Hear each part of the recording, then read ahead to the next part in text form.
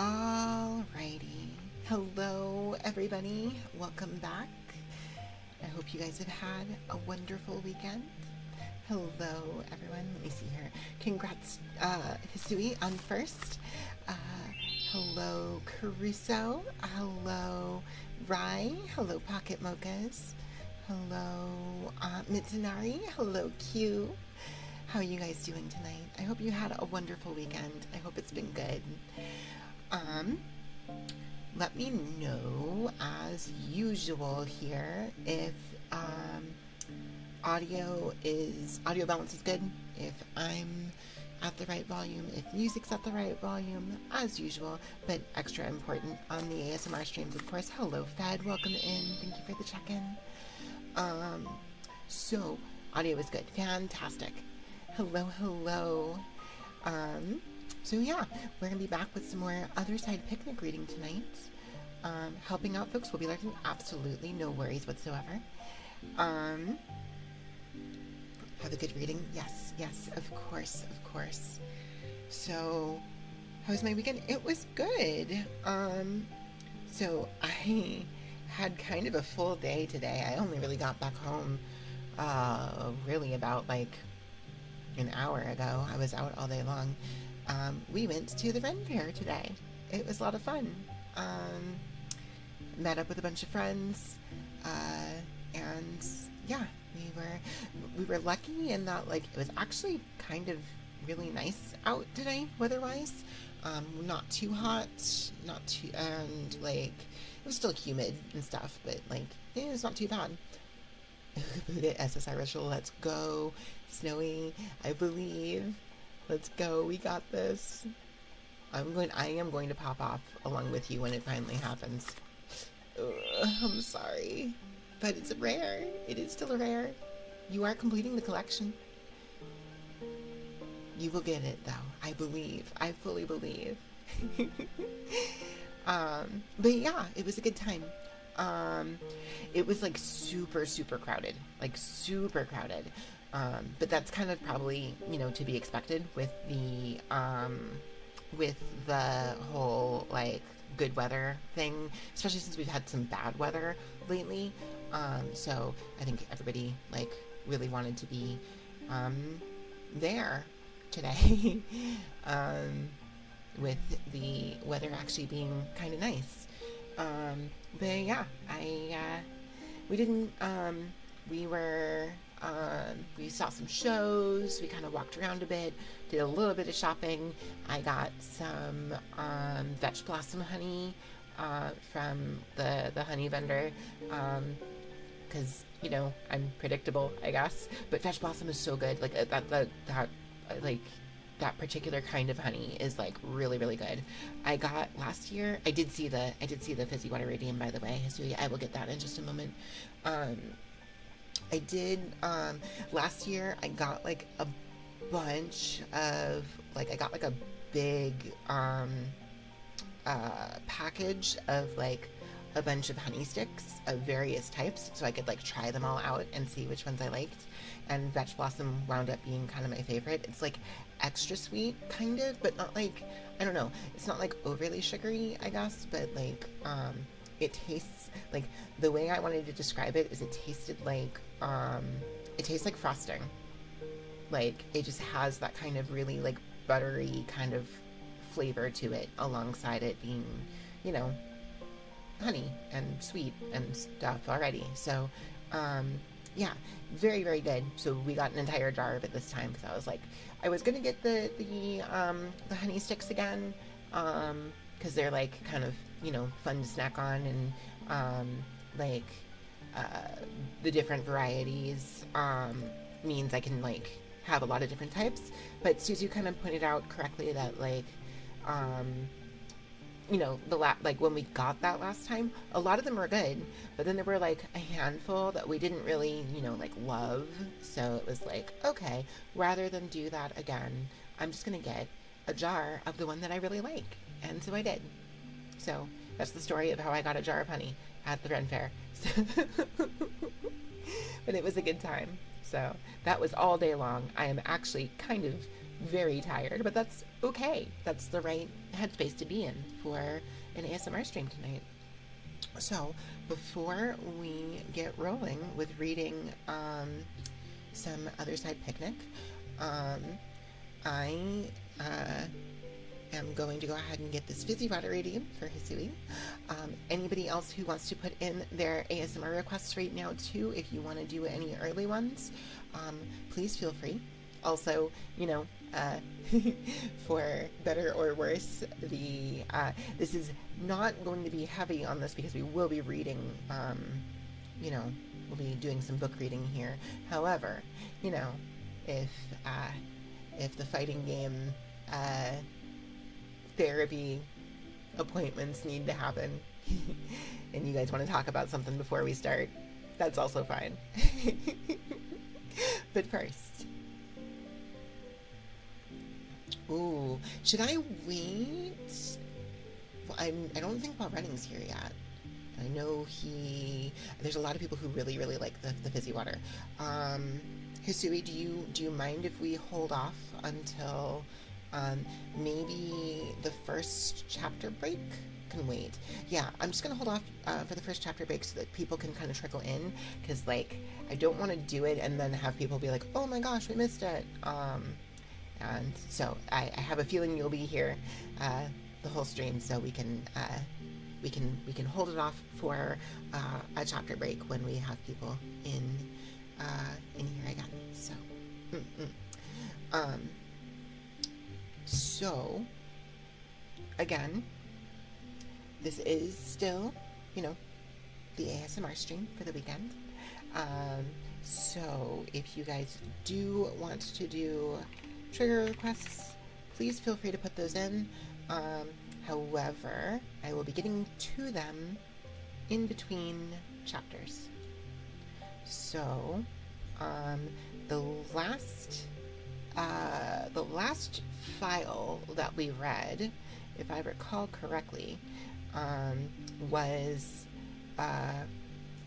we want the frog toy. The frog toy I can do right now. Yeah. Yo, Sam, how's it going? Welcome in. Alright, here we go. But the last file we read was Toriko and Sorowo having their first expedition into the other side, where they were going to stay overnight. And that led to an encounter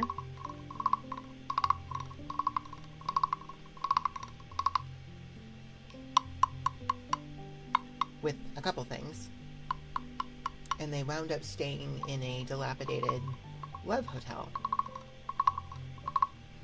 together, where we finally kind of had the Lucia,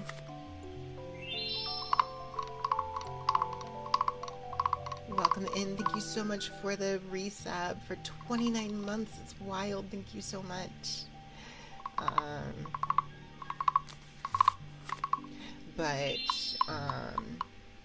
So we finally had I did the one meme, whispering. I'll get that in one moment. We got the resolution to the red person thing, where Sorowo had been haunted, stalked. Not sure what you would describe her experience with the red person, but that finally came to a conclusion. Toriko has dispatch of the red person now, and that's come full circle now, so we're done with that. But at the end of that, Toriko was like, oh my gosh, we should go to an actual love hotel at some point, because, lesbians. And Sorowo, being incredibly dense, was like, oh yeah, we'll get all our friends together and have a girls' party. And Toriko is understandably frustrated. So that's where we're leaving off. That's where we were leaving off there. So that'll be where we pick up in just a couple minutes when we start on the story. So, okay, Sam.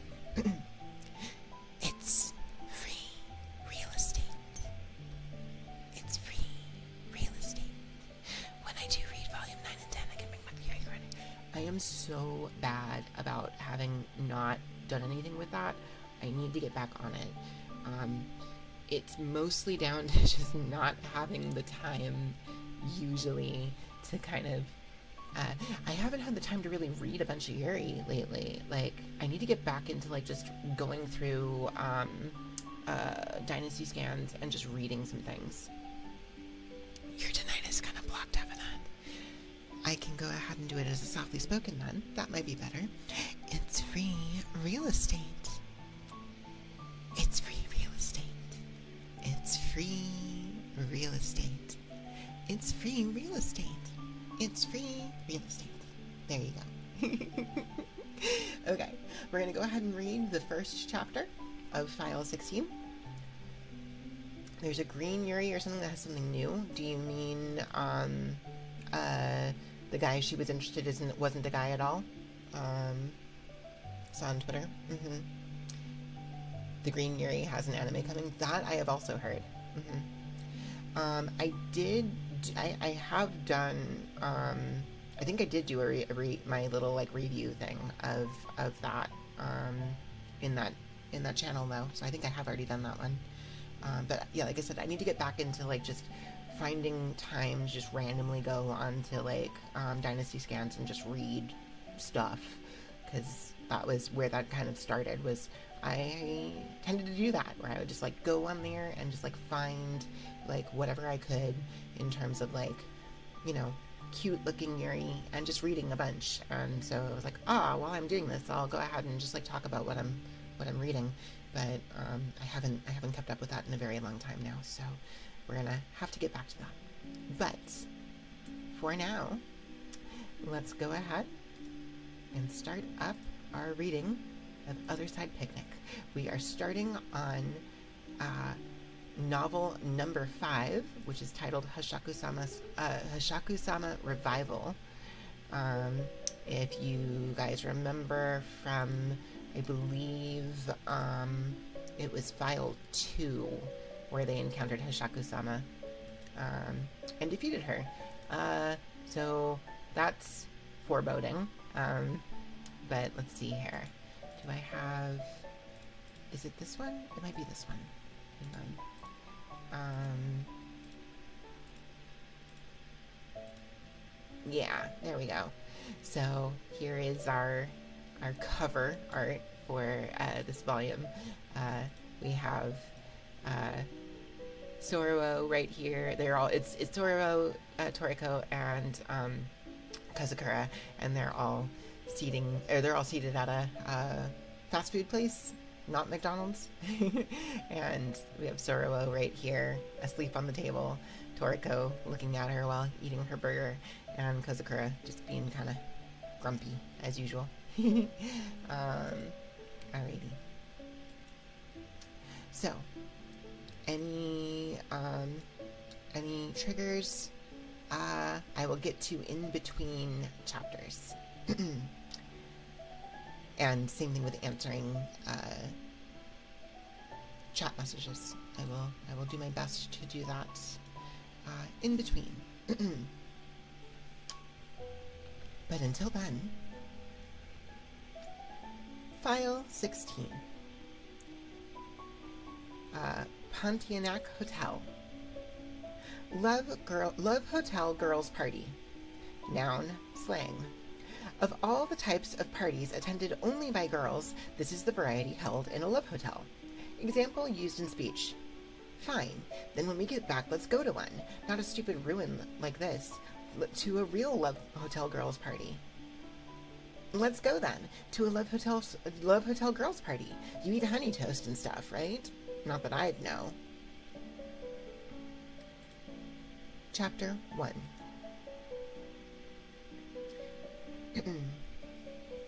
Have you ever gotten so drunk you don't remember what happened? I asked, and Megiwa, sitting across from me in the reception room, raised an eyebrow as if I was asking an unexpected question. I have not had that much to drink in years now, but yes, I did things like that a long time ago. A long time ago? When I was around your age, Kamakoshi-san, perhaps a little younger. Wouldn't that have made you underage at the time? People were more tolerant of that kind of thing in those days, and this was not in Japan. After that response, Megiwa took a sip from his cup of coffee, which had come from the espresso machine in the corner of the room. I hesitantly took a sip from my own and found it unbelievably bitter. I gave it a shot because it was something I'd heard you drink with a heaping helping of sugar, but I ended up throwing in the towel. It was mid-January. I had come alone to the DS Research Building in Tameki-Sano. My seat-of-the-pants idea to monopolize the farm for ourselves by having them hire me on as manager for the site had been accepted with surprising ease, and here I was now to sign a formal contract. Megiwa's office was so neat and tidy, it looked like something out of a model home. There was a minibar in the corner with an espresso machine, a tiny refrigerator, and glasses. General Incorporated Foundation, Dark Science Research Encouragement Association, Director of DS Research, Yurichiro Megiwa. This mysterious man, looking smart in his three-piece suit, lived well after wrangling funding from the wealthy in the name of preserving his organization. Not only did he have personal connections to a private military contractor, he was able to use firearms himself and was used to resorting to violence. There was no way this guy was on the up and up. It was mystifying to think that this strange individual was included among the few people, a small number enough to count on a little more than one hand, that I knew. The contract was quick and to the point, fitting on a mere 3 sheets of paper. It first laid out the salary of a manager, which was to be raised in the event that it was not enough to justify the danger. The amount was not especially high, at least to my mind, but this job had been created whole cloth based on a random idea I had had, so I was not about to complain. For me, securing the farm was as a base of exploring the other world was the important thing. I would take what money I could get, though, obviously. As I read through the contract, I came to the item regarding payment of necessary expenses, and noticed there was no upper limit indicated.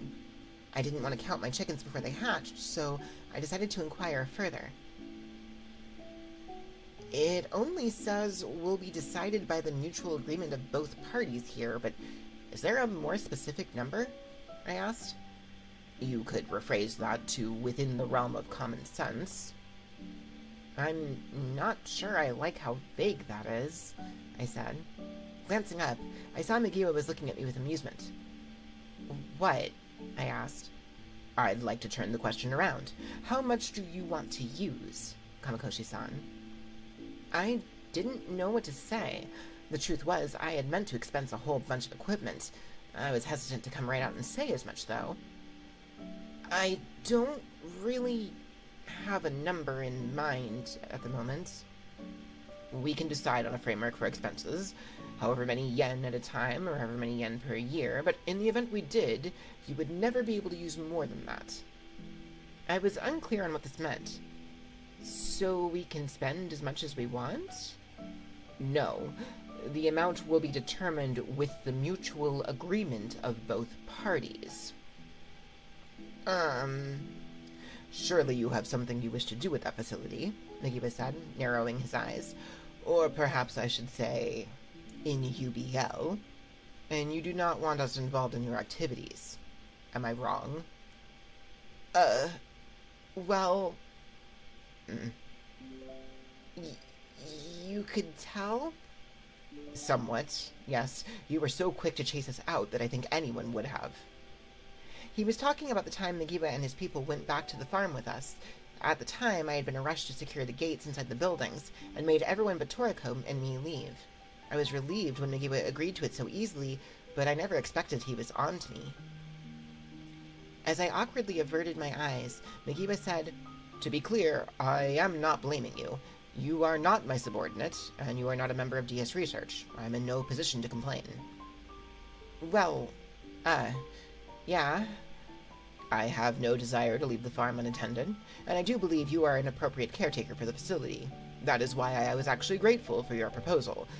However, if I may be so bold, Kamakoshi-san, I'm not someone who can be taken advantage of. Nagiba was always so polite. I was surprised at the way he came straight out and said that.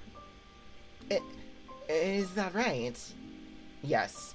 While we do mean to put some limits on you with this contract, we have no intention of mandating you to do anything in particular as part of your duties, or to make you work for our benefit. You are the sort of person who detests being controlled, Kamakoshi-san. If you ever appear to be acting obedient, we have to assume you are doing terrifying things when we are unable to see you. No, I don't think so, I mumbled, perplexed. What kind of evaluation was that? What kind of person did he think I was? Nagiba smiled inscrutably and continued. If DS Research is to invest our money in a person who is friendly but uncontrollable, there must be a way for us to monitor their actions. We considered a number of methods and ultimately concluded it would be effective to institute a framework for expenses. Is there some reason you didn't include a maximum amount? Well, if I were given a budget framework, I would constantly use the maximum amount of necessary expenses.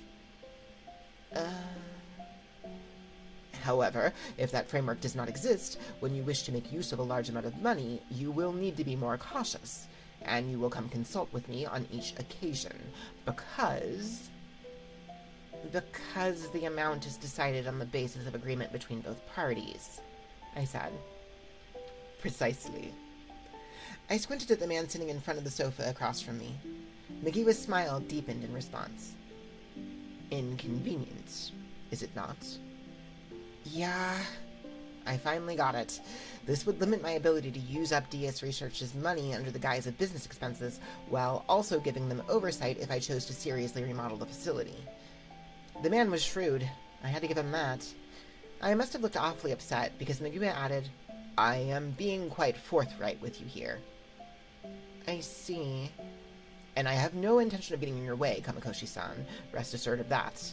And yet, at the same time, I understand. Understand what? I have done the same sorts of things in my own life.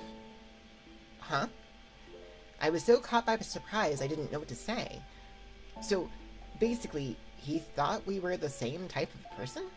That I was the same as a mystery man covered in Mayan tattoos, with a face like an intellectual yakuza, who excelled in the use of money and violence?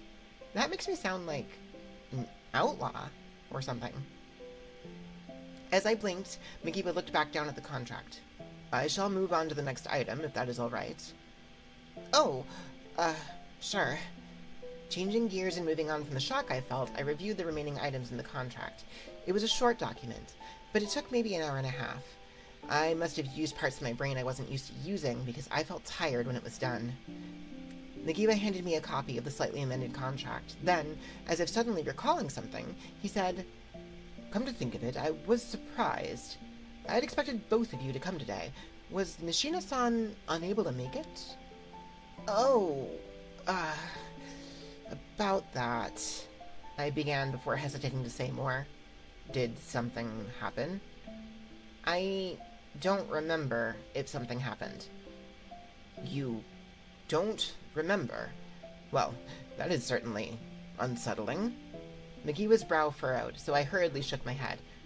No, not like that. It's nothing serious. Probably. But it's really fine. I may not have looked fine at all when I said that. Nagiba adjusted his sitting posture. If it helps, I can offer advice, or would you prefer to speak to our medical staff? No, that's not it. I hesitated a moment, then finally decided to fess up and asked, Have you ever gotten so drunk you don't remember what happened? Hello, Kali. Thank you for the 55 stream streak. Welcome in, welcome in. Hope you're doing well tonight. Hello, Ryder. How's it going?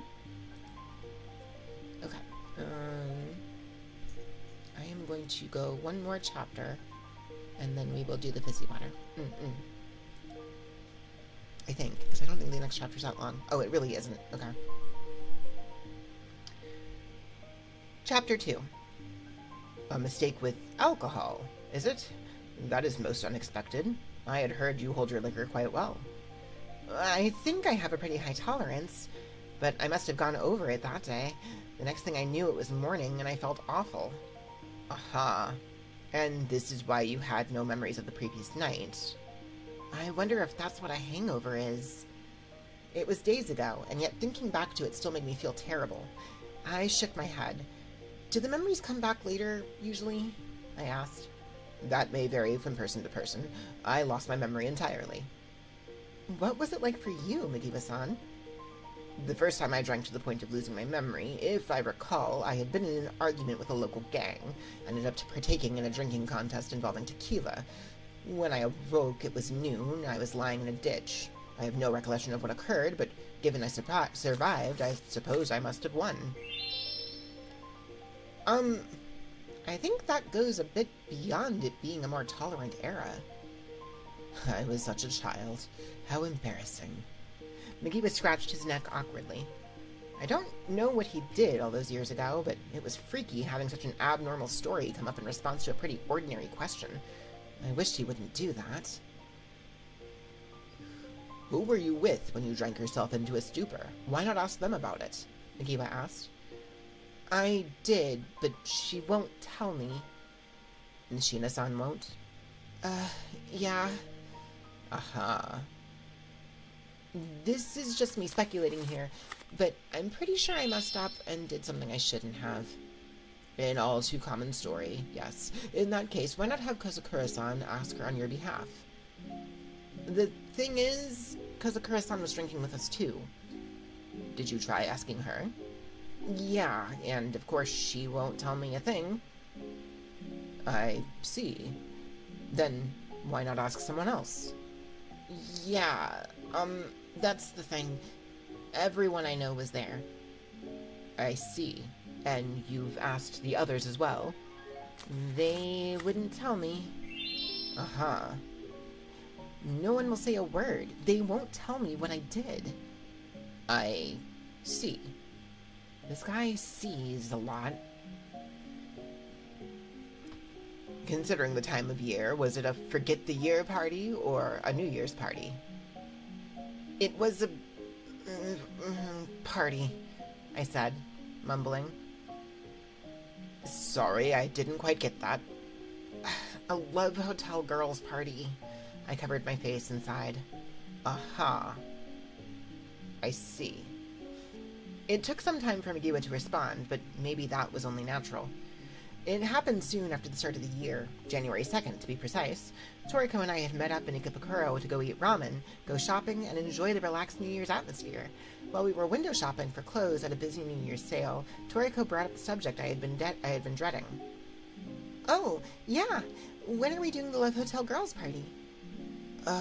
You remembered that, huh? Like I'd ever forget. I've been looking forward to it all this time. When we spent a night in a Love Hotel on the other side, we had a lengthy argument over what exactly a Love Hotel girls' party was like. Neither of us had any experience with that sort of thing, so it was all pretty vapid, but in the heat of the moment, I'd blurted it all out. When we get back, let's go to one. Not in a stupid ruin like this. To a real Love Hotel girls' party. Fine, let's go. Are you serious? And that's how I got myself into this mess. I wish she'd forgotten. I was just arguing. I hadn't meant for her to take it seriously. So, when are we going? What's that face for? How about we wait until it's a bit warmer? It's cold, you know? What does the cold have to do with it? It's not so cold we can't go out. Well, no, but still. You said you'd go, Sorabo. You said it yourself. I did, yes. Good, Toriko said with a satisfied nod. Then, pressing her advantage over me, she continued. So you'll be going then, right? Ugh. Oh, jeez, I thought to myself. This woman just doesn't let up lately. She was acting super shifty at the hot springs, and now she's getting carried away. Whoa. Hold up. Don't tell me she doesn't know what people usually do at love hotels. That can't be it, right? Then again, Toriko didn't know what going to the hot springs was like in Japan either. It's entirely possible. Should I check? But if that's what's going on... I glanced at Toriko's face as I was thinking, and our eyes met. What? No, I can't ask. I just can't. I'm too scared. If she said she didn't know, I'd have to explain it to her. And if she did, I had nowhere to flee. Huh? Is this checkmate?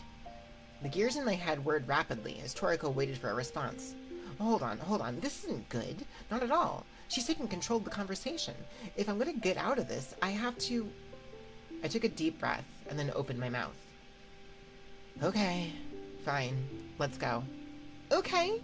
She looks so giddy. When do you want to do it? I'm good to go right now. Today? No way. It's not happening today. We probably have to make a reservation and stuff. Oh.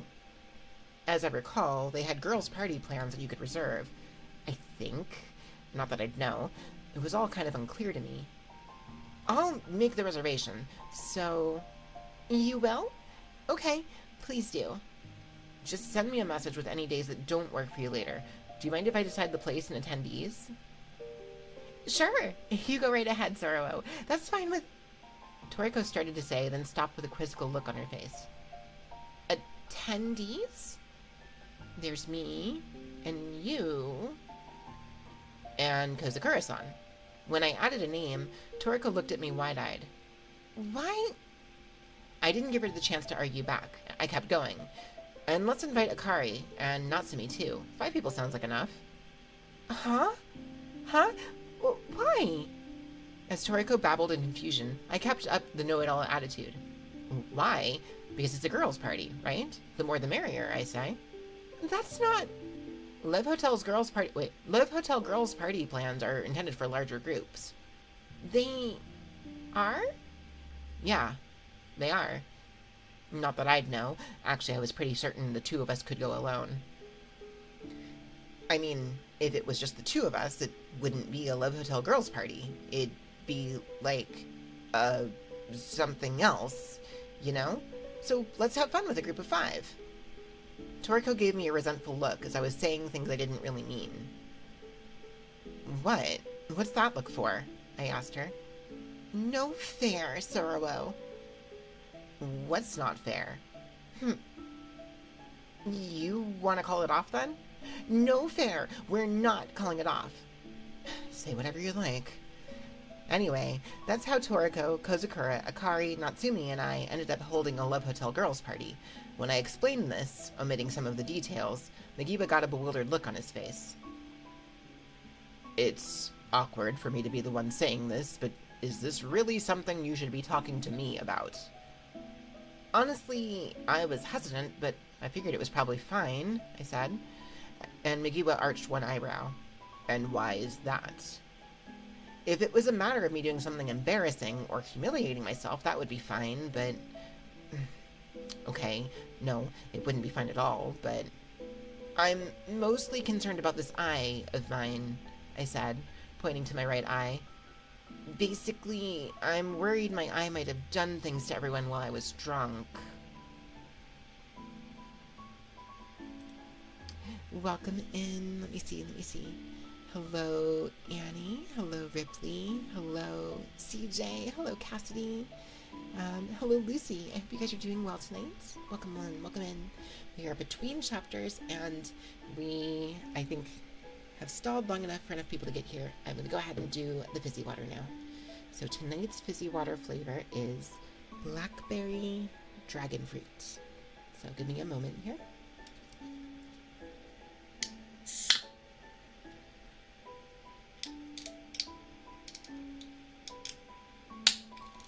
Oh, I just realized I don't have the... Let me see, pull this back up. Cool, okay. Okay. Here we go.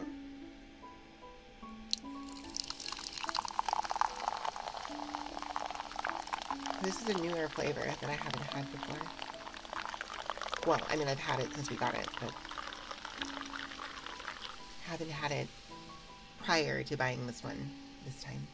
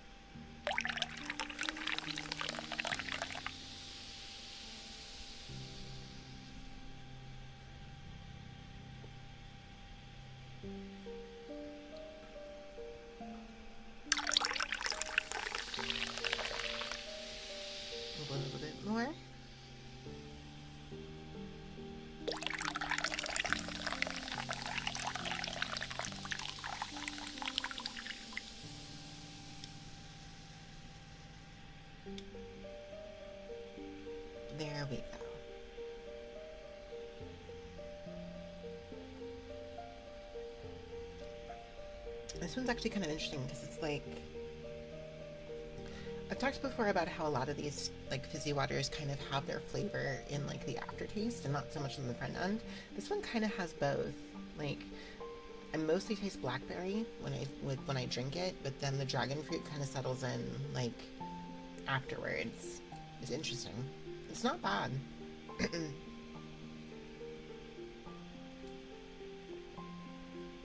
Alright, there we go. I hope you enjoyed that, you guys. Okay. Hello, Zerby. How's it going? Welcome in. Okay, starting up the next chapter. Chapter 3. Let's go back a few days to 5 p.m. on January 10th. We met up outside the... Excuse me, 1 second. Oh my gosh, that's the... that is the downside to fizzy water. Redeem. You almost mistake it for hot tea. Really? I mean, I guess similar kind of pouring sound, but, you know, not... Hot tea wouldn't have the fizziness to it, but yeah. Hopefully both versions of the sound were good, though, so... Chapter 3. Let's go back a few days, to 5 p.m. on January 10th. We met up outside the east exit of Shinjuku Station, in the plaza in front of Studio Alta. I came out of the underground minutes before we were set to meet up, and looked up and saw Akari Seto waving to me from in front of the plants up ahead. Senpai! Hey! I was caught off guard and gave a half-hearted wave in response. Akari rushed over, sounding giddy as she spoke. I'm looking forward to today. Thanks for the invite. Sure. Thanks for coming. I nodded, unsure of exactly what she was looking forward to. Akari was wearing a khaki blouse over her one-piece dress, an inoffensively cute ensemble. Behind her, Natsumi Ichikawa walked towards us lethargically. In contrast to Akari, she wore an oversized turtleneck that obscured the lines of her body, with straight denim jeans for a masculine look. With those lush eyelashes, she looked like she meant business. Yo, Natsumi said. Hey, I began. Sup? Seeing Natsumi unwilling to put in more than the bare minimum effort to communicate, I did likewise. This was actually easier on me. I wasn't the cheerful, chatty type, so talking wore me out. But just as I was thinking that, Akari exuberantly asked, Do you go to love hotels often, senpai? Hell no. That was a hell of a thing to ask in such an enthusiastic tone. Huh? When we were on the phone, I got the sense that you'd been to a love hotel before, but this was your first girls' party. Sorry I jumped to conclusions. No, never. I've never gone to one. I was mumbling a bit, but when you really think about it, I wasn't lying. I mean, the only love hotels I'd been to before now were ruins. At the very least, I could still claim I hadn't been to one during business hours.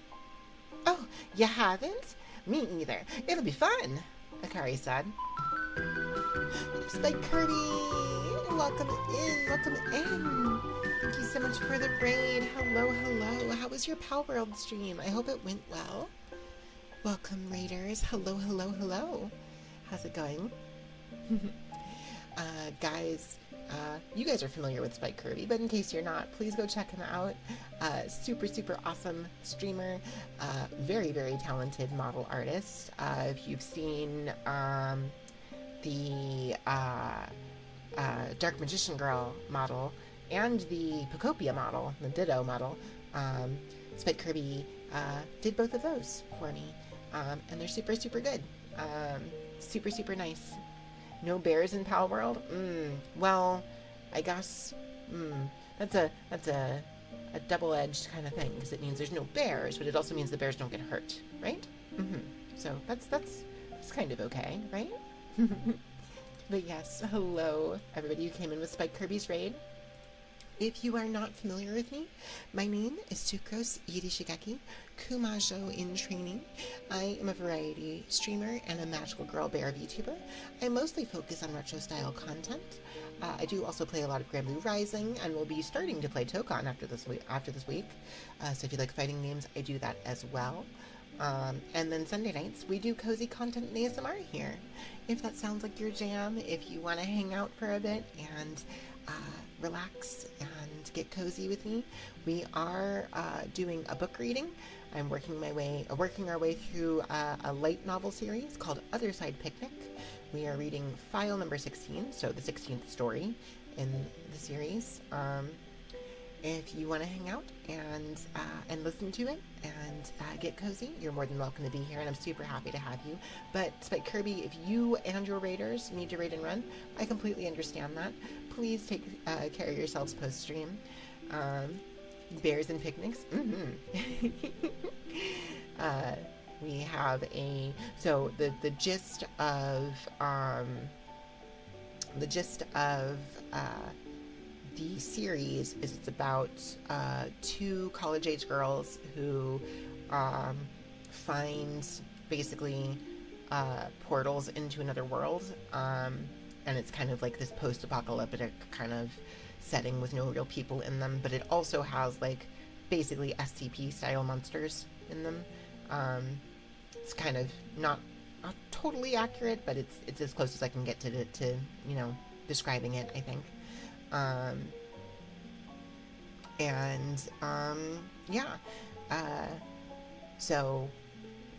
This particular story is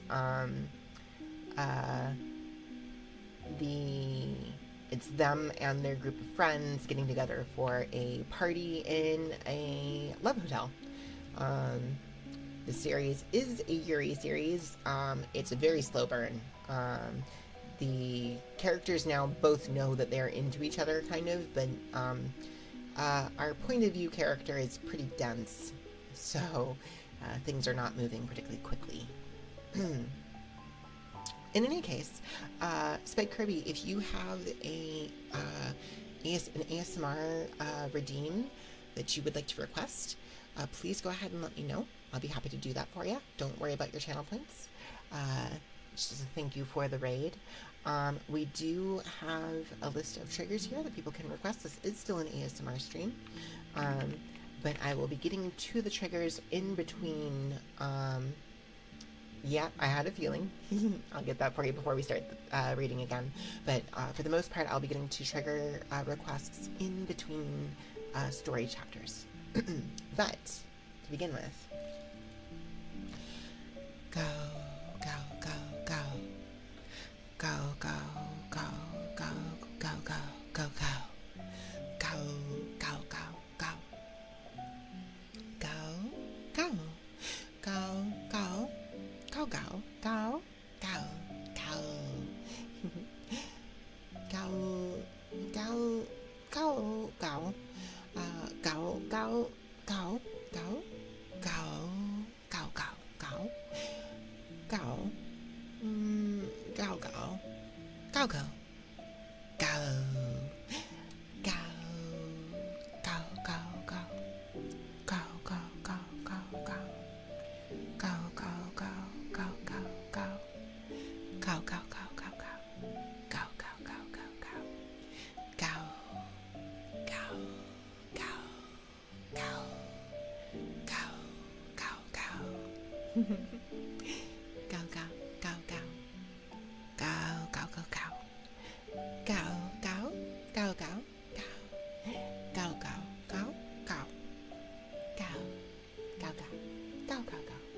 Go. There you go. I hope that was good. But yes, we do have a channel point redeem for triggers. Please feel free to request anything from that list. I will get to them in between chapters. I was mumbling a bit, but when you really think about it, I wasn't lying. I mean, the only love hotels I'd ever been to before now were ruins. At the very least, I could still claim I had never been to one during business hours. Oh, you haven't? Me either. It'll be fun, Akari said. Maybe it's weird for me to say this when I'm the one who invited you, but I'm surprised you said yes so quickly. Well, that's because it was you inviting me, senpai. Sure. So, you ever been to a love hotel, Natsumi? Huh? You're seriously gonna ask? She pulled back like I'd asked something abnormal, and I nearly snapped. Huh? Say that to your buddy first.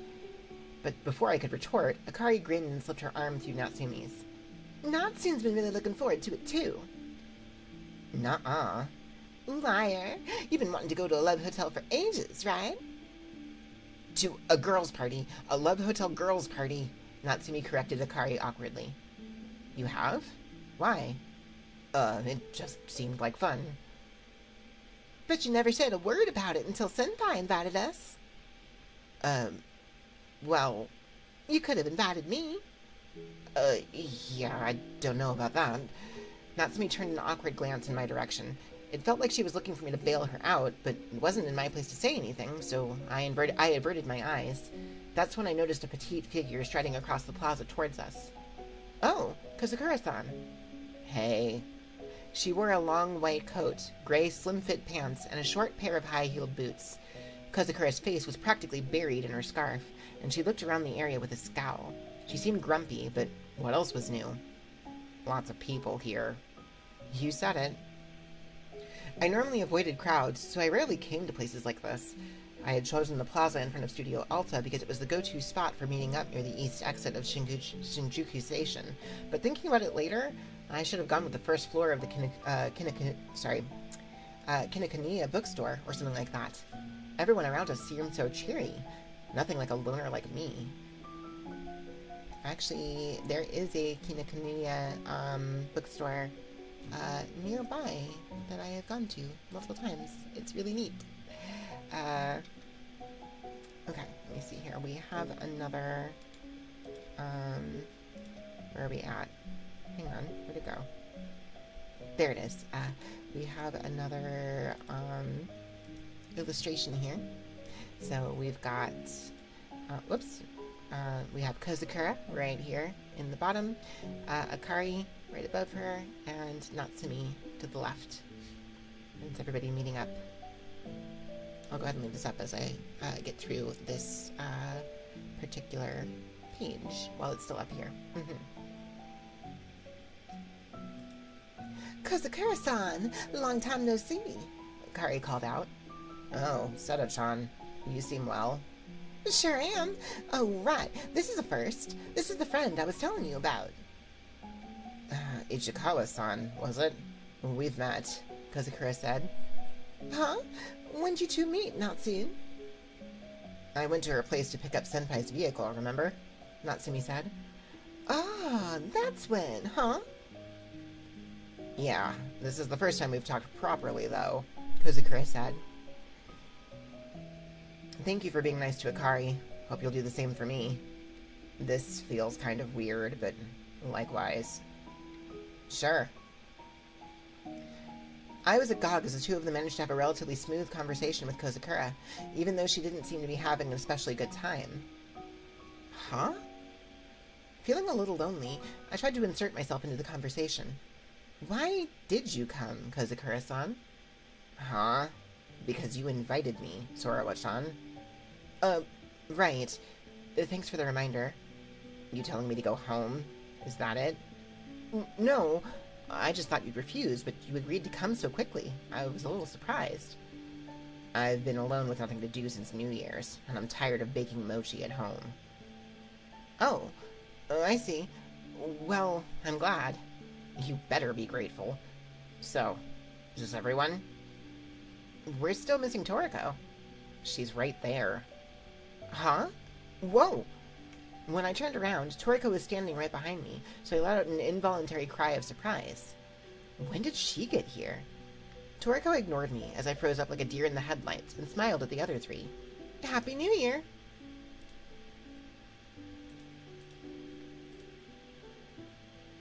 Oh, that's right! Happy New Year to you too, Akari said. Happy New Year. Yo. The other three each greeted her. Well, shall we get going? Toriko asked. Oh, right. This way. I refocused myself and started walking to lead the way. Toriko came up beside me, but didn't look at me. She seemed dark today. Her heavy knitted sweater and tight ski pants were both black. The white shirt poking out from underneath the sweater provided a stylish accent color. We crossed the road and headed towards Kabuki-sho. When the human traffic pushed me a bit closer to Toriko, I took the chance to whisper to her. You seem mad. Toriko finally looked at me. More like glared, actually. So, I looked into it after that. Into what? Girls' party plans? And? We could have gone alone. Oh. I didn't know what to say. Toriko seemed indignant. Everywhere except reservations starting from 2 people. What a surprise, huh? You knew, didn't you, Sorabo? About that? Liar. I didn't lie. I genuinely didn't know at the time. It's true. It really is. But you had some idea we could go alone, right? I told you I didn't know. Toriko gave me the resentful side-eye for a while, then turned away indignantly. Fine, I get it. Let's just say you didn't know. I seriously didn't. I'll make you pay for this. Toriko shut down my protest with that terrifying declaration. Though I was leading the way, this was my first time in Kabuki Show. I only knew it as a setting for games and anime, so I genuinely thought there might be Yakuza with guns all over the place. Now that I was actually here, no, it was nothing like that. There were signs for cabaret clubs and sex services all over the place, and some dodgy-looking individuals caught my eye, but there were far more ordinary folk. I saw quite a few groups of students about our age. Considering Toriko and I both were packing heat ourselves, maybe I wasn't in any position to complain about public order here. Maybe because we were traveling in a group of 5 young women, but the stares we got from the pickup artists and solicitations were unpleasant. Toriko's pretty face already drew enough attention on its own, but anytime any one of those guys got it into their head to approach us, they had a sudden change of heart and backed away. I didn't get why at first, but after observing it a few times, I figured it out. It was Kozukura. They probably didn't want the trouble that came with talking to a minor. Kozukura wasn't one, but she looked the part. With Kozukura's protection, we were able to proceed deep inside Kabuki Show without being accosted. The massive signs for host clubs, the limousines slowly turning around crowded corners, the specialty shops with dresses more gaudy than anything I'd ever seen. There was so much that caught my eye on the way to where the love hotels were. Foot traffic dropped off, but the light from the buildings kept the streets bright. Toriko had an inscrutable look on her face as she regarded the hotels we were passing. Kozukura wouldn't normally have come here, so it must have been a bit of an unusual experience for her too. Akari and Natsumi were pointing at different hotels, loudly shouting things like, "That one has a rock bath," and "That one has morning service."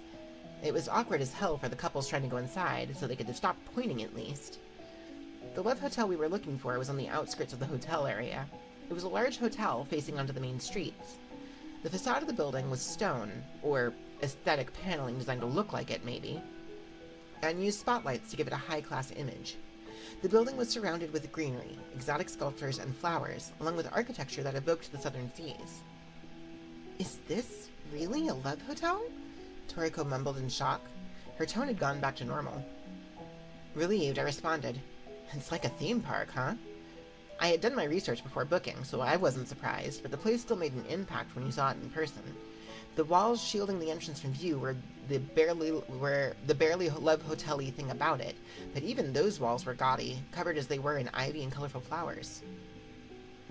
Well, let's go on in. Okay. I felt kind of tense as I passed through the entrance. The hallways were dark and narrow, and my shoulder brushed against Toriko beside me. Oh, I see. It was designed to make it natural for the couple to get a little closer. I walked with my eyes on the floor, analyzing the situation as if it had nothing to do with me. I couldn't possibly have looked to my side. Once we were through the automatic door at the end of the hallway, it opened into a much more open area. Oh, wow. Whoa, talk about flashy. Akari and Natsumi spoke loudly from behind us. There were couches scattered around a lobby with dark-colored flooring, and lines of decorative plants as tall as a person. The space was softly illuminated with spotlights and indirect lighting, and a languid Balinese gamelan piece served as background music, interspersed with the sounds of water and birdsong. Was this aroma foreign incense, perhaps? Seriously? Is this how things are these days? Kozukura could hardly be blamed for her shocked reaction. The lobby was full of people, the majority of them groups of women. Many of them had come dressed up a little, eager to take part in a girls' party. Some girls had oversized bags or suitcases, too. There were a number of groups packed in here, each engaged in conversation. The busiest spot was the check-in counter. There was apparently a line. I'd always had a vague image of a front desk of a Love Hotel as being hidden behind a privacy screen, but this place was like an ordinary hotel, with uniformed receptionists standing there handing check-ins. No one seemed to think anything of it. I guess it's true that Love Hotel parties are a thing these days. You know, I'd underestimated it. I guess it never hurts to get out once in a while, huh? While me and Kozakura were expressing our surprise, Toriko looked around wide-eyed. This really is the Love Hotel, right? She'd asked the same thing before. This is the place, no doubt about it. I reassured her. It's nothing like I expected. This is practically a resort. And there's so many people. See, it doesn't have that kind of vibe to it, I blurted out. What do you mean, that kind of vibe? Toriko immediately asked. What kind of vibe? Sorrow? Oh, hey, the counter's open. I'm gonna go check in. As I tried to hurry away, Toriko silently punched me in the arm. When I moved, everyone followed, so we ended up checking in with all 5 of us there at the front desk. Just like when we went to taverns, Kozakura had to provide her driver's license to prove her age. I was completely inured to it at this point, but to a stranger's eyes, I might have looked like a malicious older girl trying to drag a minor into a hotel. Things proceeded smoothly from there, and we were given our room key. We took a walk around the lobby before heading to the room. There were shelves lined with shampoo, a buffet of free amenities, a refrigerator full of desserts and alcohol, an all-you-can-drink wine machine, a coffee machine. We looked at all the stuff we'd need, and some of the stuff we wouldn't particularly need, and then finally boarded the elevator. Disembarking on the top floor, we walked down the hallway with a dark brown carpet, and unlocked the door to our room. Whoa. What? Huh, I see. Wow. It's huge. As we entered, we each reacted with our own individual impressions. I had used the girls' party plan to reserve what I assumed was probably the largest room in the hotel, the Royal Room. As you might expect from that name, it was large enough that, even with 5 people here, it didn't feel cramped. The first thing to catch my eye inside this room was decorated in earthy tones were 2 canopied double beds in the back. Hibiscus petals were scattered over the top of their white blankets. Next to the wall, there were 2 black leather massage chairs. In the front of the room was an L-shaped sofa and a wooden table. The table had a silver bucket of ice placed on top of it with a bottle of wine sticking out. Along the wall, there was a mini-fridge, a shelf with a microwave, and on top of that shelf was a large TV surrounded by a bamboo frame. It currently showed nature footage from Bali. There was the sound of waves rolling in and out, and the gamelan music played at a subdued volume. Looky, there's a sauna! Akari shouted, looking through the door to the side that she'd opened. Beyond it was a washroom with a selection of amenities, including a face wash, face lotion, and face masks. Across the sink was a large dry sauna that had room for 2. Seriously? Sweet. Natsumi looked at the sauna over Akari's shoulder. Even the delinquent, who had usually had a sullen look on her face, had been constantly surprised since we entered the hotel. Let's go in later, Natsun. Those 2 sure are close. Toriko walked in, pushing the bathroom door open. The tub was made of black stone and was in almost round heart shape, or maybe more of a peach shape, and it was large enough to seem to cry out, "Get in me together." I thought this girls' party plan was good for up to 6 people, but looking at the massage chairs, the sauna, and some of the other facilities, they seemed to assume 2 guests. Probably because this was a love hotel. As I was thinking about that, Toriko turned to me, eyes sparkling. Let's take a bath together later. If I feel like it, sure, I mumbled. Her eyes narrowed happily as she looked down at me, and I looked away. What had gotten into her? Where did the Toriko who was afraid to go into the hot springs go? Ever since Christmas, Toriko had grown oddly confident, and I was bewildered by how strongly she was coming on to me. I mean, no, I get it. I'm not an idiot. Toriko likes me that way. But just because I understood what was going on didn't mean my own feelings could keep up with hers. At the hot springs, Toriko and I had both been cowards. Now, I was the only one. I get it, but... the only normal thing here is the restroom, huh? Kozukura commented with a laugh as she looked. It was true. In the middle of this room, where every nook and cranny had been decked out in Balinese style, the small room with a simple washlet toilet managed to maintain some semblance of everyday life. Having finished our tour of the facilities, we returned to the bedroom.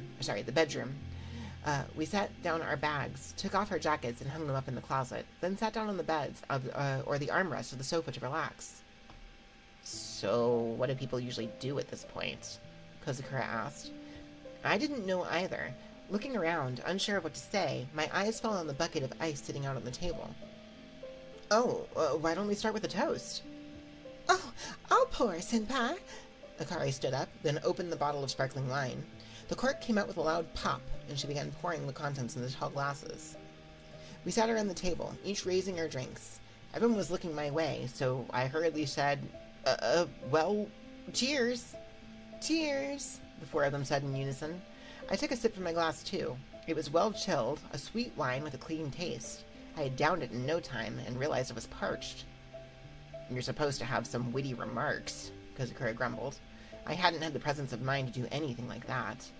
My internal struggles aside, our impromptu Love Hotel girls' party was finally about to get underway. 150, oh my god, thank you so much, Bell Running. Hello, welcome in. Missed the fizzy water, oh no, I'm sorry. I tried to wait, but I told people we would do it after a couple chapters. But I hope you're doing well. Got any fizzy left? Let me see. Can I get it to refizz? Kinda? Not really. I'm sorry. Give you some taps, though.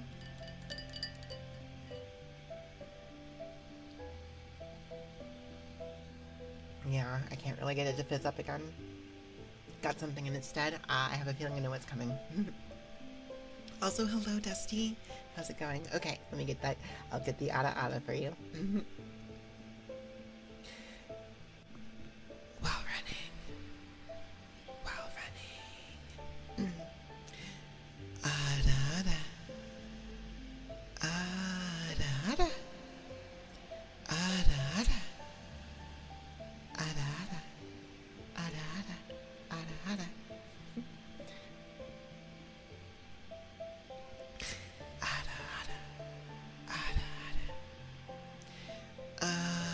Ada. Ada. I'll do the silly one too. Awa.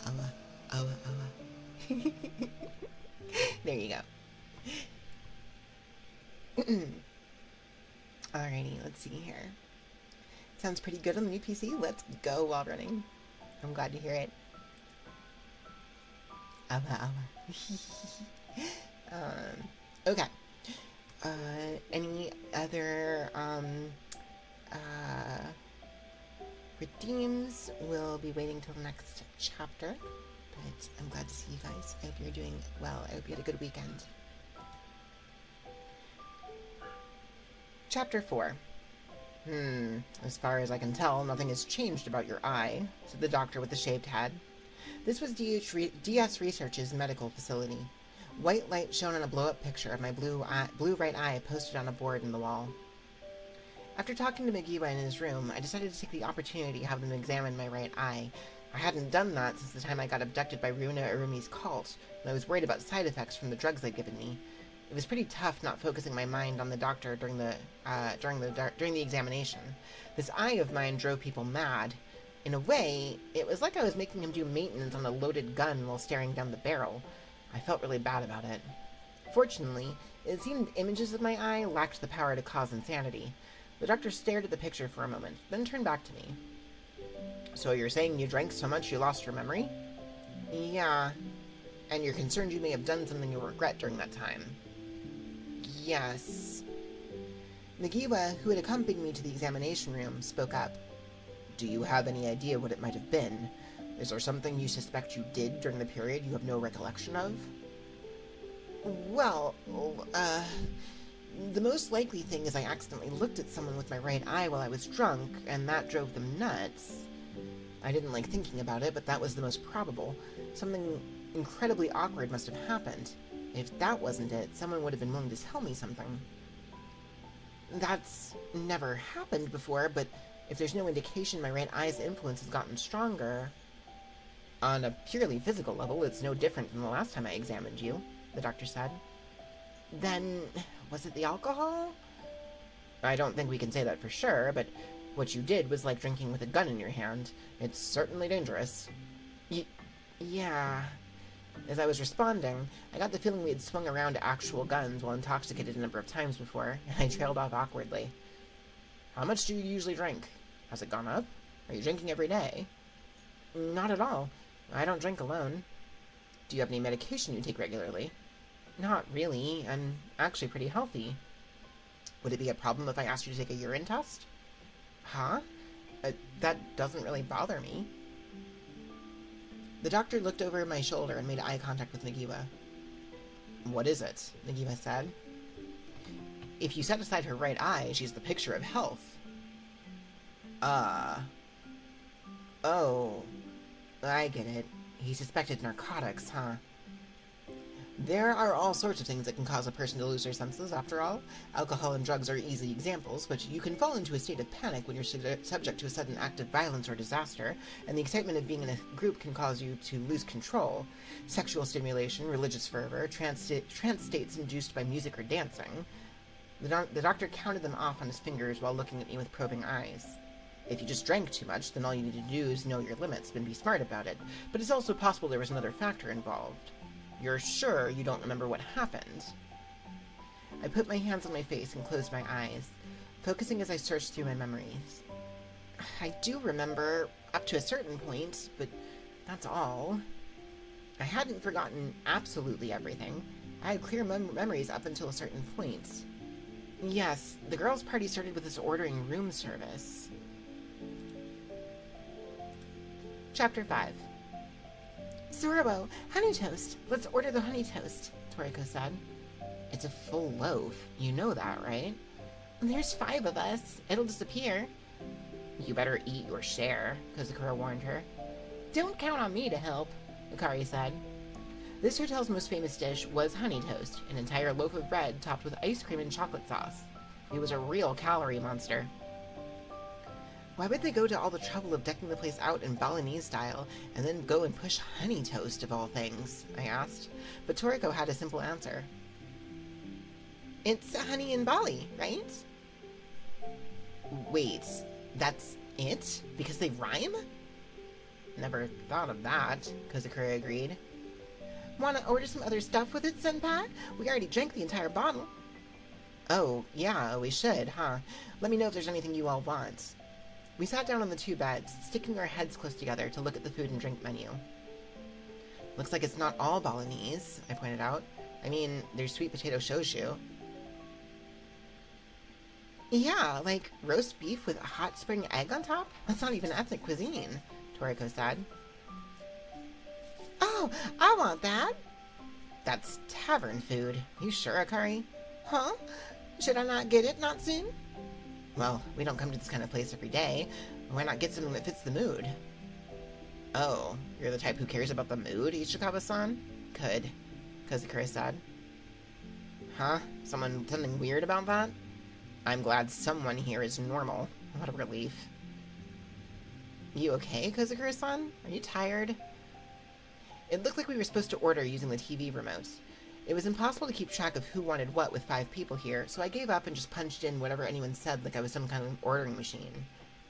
Is that good? Is that good for food? Okay, on to desserts, Toriko said. When Toriko said that, I obviously stopped. We've already got honey toast coming and you still want more sweet stuff? There's no need to order everything all at once, Kozukura cautioned her. It won't all fit on the table. Okay, it can wait, Toriko said, looking unhappy, but backed down. Anyone else? We're good, right? Okay, I'm putting in the order. I sent the order, then set down the remote. There's a lot coming, so it may take a while. What do we do until then? Huh? I dunno, I answered Toriko honestly despite myself. It wasn't like I had any idea what you were supposed to do at a girls' party. Just putting together a group took everything I had. I figured we'd get some booze and snacks in us, and then do whatever seemed like fun to kill time, but that was all I could come up with. 1 second. There we go. While I was still flustered, Akari's hand shot up. Oh, in that case, I wanted to ask, when was everyone planning on using the bath? When? What do you mean? I asked. We're staying the night, so everyone's going to take a bath, right? But it's not exactly huge, you know. Yeah, it'll fit 2 at a time, at most. Toriko was quick to jump in. I was getting more and more worried. You'll be getting in with Natsumi, right, Akari? Is that okay? Yeah, because I'll be getting in with Sorolo, Toriko said without a moment's hesitation, as if it were the most natural thing in the world. Why, you... Wow, you're all so close, Kazakura said in exasperation, then walked over to plop herself down on one of the massage chairs. If you'd like, you could join I think I'll take mine in the morning. Leisurely, without anyone to bother me, Kazakura said curtly. She turned on the massage chair, then continued. If you're going to be using the bath or sauna, don't wait until you're falling down drunk. You could die. Oh, Toriko, you know, I've been drinking. Not that much. You'll be fine once you sober up a bit. Let's save any more drinks for after our bath. Well, okay. Sorabo-chan, pass the remote, Kozukura said. Okay. I passed the TV remote to Kozukura, who was enjoying the gentle vibrations of the massage chair. Kozukura pressed some buttons and pulled up the channel guide. Should I put something on? There are movies on here. Anything you want to see? Huh. There's porn, too, huh? Said Toriko, of all people. I fell into a panic. Well, duh, Kozukura replied. This is a love hotel. You want to watch some, Nishina-senpai? Huh. I'll pass. Then why bring it up? Oh, I had characters wrong. Whatever, it's fine.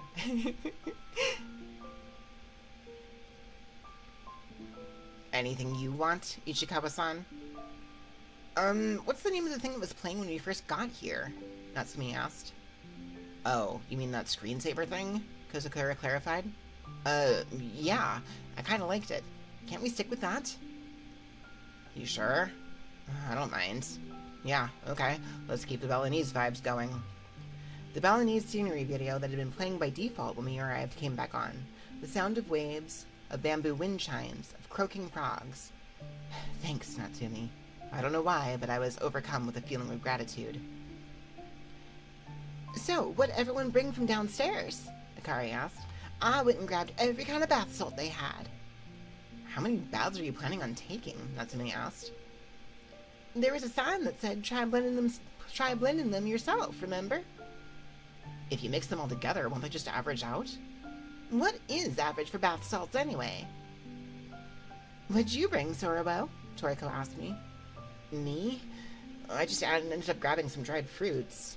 I'd been holding them all this time.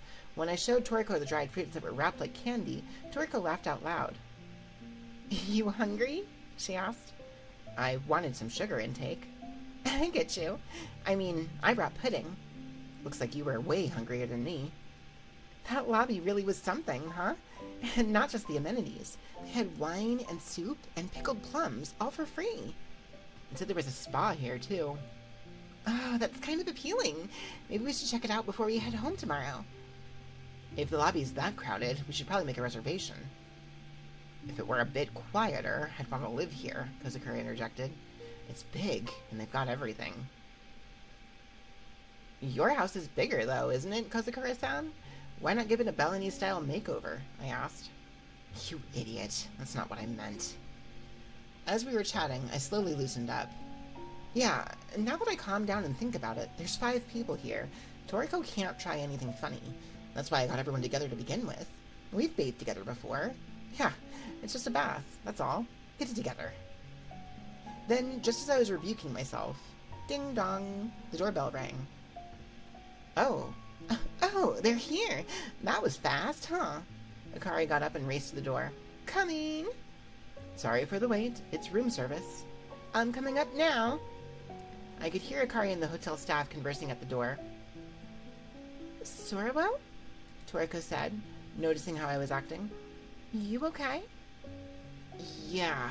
I let out the breath I'd been holding. Hearing the doorbell in the Love Hotel, I flashed back to what had happened in the ruined one. Toriko tried to place a concerned arm around my shoulders, but I shook my head to tell her I was fine. Pardon me? A female member of the Love Hotel staff pushed a silver cart into the room. She was not the red person, obviously. It was a normal, sane human being. I'm sorry. Because of the volume of your order, we'll be bringing it up in batches. Ah, that's no problem at all, Akari said. Our order was laid out on the table. Roast beef, ham, cheese, smoked salmon carpaccio. It looked like the stuff that was quickest to prepare up early. There was also a cocktail someone had ordered, a bunch of cans of Indonesian beer, and finally the loaf of honey toast came down with an audible thud. You can use the refrigerator and microwave, so please, enjoy the food at your leisure. We will bring up the rest of your order later. The woman left, closing the door behind her. A hush fell over all of us as we looked down at the stupidly huge honey toast. Well, I guess we better get started on this thing. It's probably better while it's still warm. The suddenly much quieter group gathered around the sofa set and set to work on that mass of calories. Hello, Sal. Welcome in, welcome in. Also, hello, Lillian. Welcome in. I have had honey toast before. It's really good. It's pretty basic. It's just like, it's basically like, shokopan, like thick, like, Japanese bread, like coated in a, like a honey, like butter batter kind of thing. And, I think it's baked, so until like the batter or like the butter, like mixture, the honey butter mixture gets like crispy, and it's super, super good. It's super good. Just got out of a 6-hour Belial coaching session. Oh my god, that's like a work shift almost. Wow. Demon time soon. Man, do I need to like actually get like real coaching? Like that's actually like that long of a session? I've never had that before. That's wild. Have you ever gotten stuck in the honey jar? I did mention I bought a jar of honey at the Ren Fair today. It's just kind of wild, like, cause like I'm on Tokon leaving all these people for a popular game. I'm not leaving it. Hi, Lucy. But no, I guess I'll be getting some help from Starlight at some point, I guess, rather than just, like, asking for him to review some VODs. Maybe I need to ask him, like, hey, can we do, like, give me a class? Follow the views, I can leave your job. I mean, look, we'll see. Anyways. Just checking to make sure there's no, yeah, there are no redeems right now. Okay. Chapter 6. There were 5 of us, so I didn't end up as stuffed as I'd feared, but for the first thing we had at a drinking party, the honey toast had been too heavy and too sweet. It was a good thing I'd come hungry. Kozakura was good at her word and didn't do much to contribute, but Akari and I gave it our best effort. Natsumi ate so little she barely even counted. Toriko, did you eat your share? I asked. Yeah, I sure did. It was delicious. Is that really true? She does seem to be putting on an awfully calm face, Akari agreed. I feel like she was just eating the ice cream on top, Kozakura interjected. See, I knew it. Hey, don't worry about it. Toriko tried to mollify us. You've all finished your drinks, right? Let's have another toast. Whose is this one, with the orange and blackcurrant? Akari asked. That's mine, said Natsumi. Pass it here. Everyone else ordered beer, huh? Kozakura noted. Which is yours, Toriko? The bintang. I had one of those too, Kozakura said. Well, I guess these must be for Senpai and me. Belly high? Yeah, I'll pass around the bottle opener, I said. We opened all the bottles and had another toast of the not bread variety, and there was a loud clinking of bottles. We each filled our own plate with snacks, and then took up positions on the sofa, beds, or massage chairs. I was on the sofa, and Toriko was next to me. We carried on chatting about random inoffensive topics like, what do you think of your first Indonesian beer? And what were you doing on New Year's? And what New Year's sales did you check out? But then, as if she'd suddenly remembered, Natsumi spoke up. Come to think of it, why did you invite us to tag along, Kamakoshi-senpai? Well, it just ended up this way. How? Like, to thank Akari for the time she put me up for the night. Oh. What was up with that, anyway? You only stayed for one night. Everything work out okay? I left after one night because you clearly didn't want me there. It's fine. The problem got sorted out. Oh, yeah? As we talked, Akari clearly couldn't restrain herself any longer. Senpai, how are things recently? With that stuff, she asked. But Natsumi choked on her drink for some reason. But what are you asking out of nowhere? Huh? Why not? I mean, should you be asking about that kind of thing? Well, when else am I gonna get the chance to? I instantly knew what she meant by that stuff. This girl had the misconception that Toriko and I were specialists on the supernatural, sticking our noses into all sorts of strange and mysterious situations, and she was always looking for a chance to ask about it. I always just said whatever and dodged the issue. The other world was just for me and Toriko. Akari and Natsumi had been caught up in the Ninja Cats and Tsunuki Kano incidents, but I had no intention of telling them there was more beyond the interstitial space. Well, we're still plugging away, I guess. I gave a vague reply between bites of ham. Were there any new developments after that? Developments? Won't you tell me, Senpai? I've always wanted to hear about this stuff from you in detail. What is it that you and Toriko-san do all the time?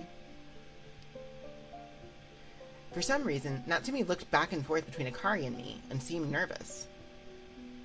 After that, the night after I left your place, I stayed with Kozakura-san. Hey, don't talk about anything too weird, Kozakura interjected, her wariness readily apparent. Oh, right.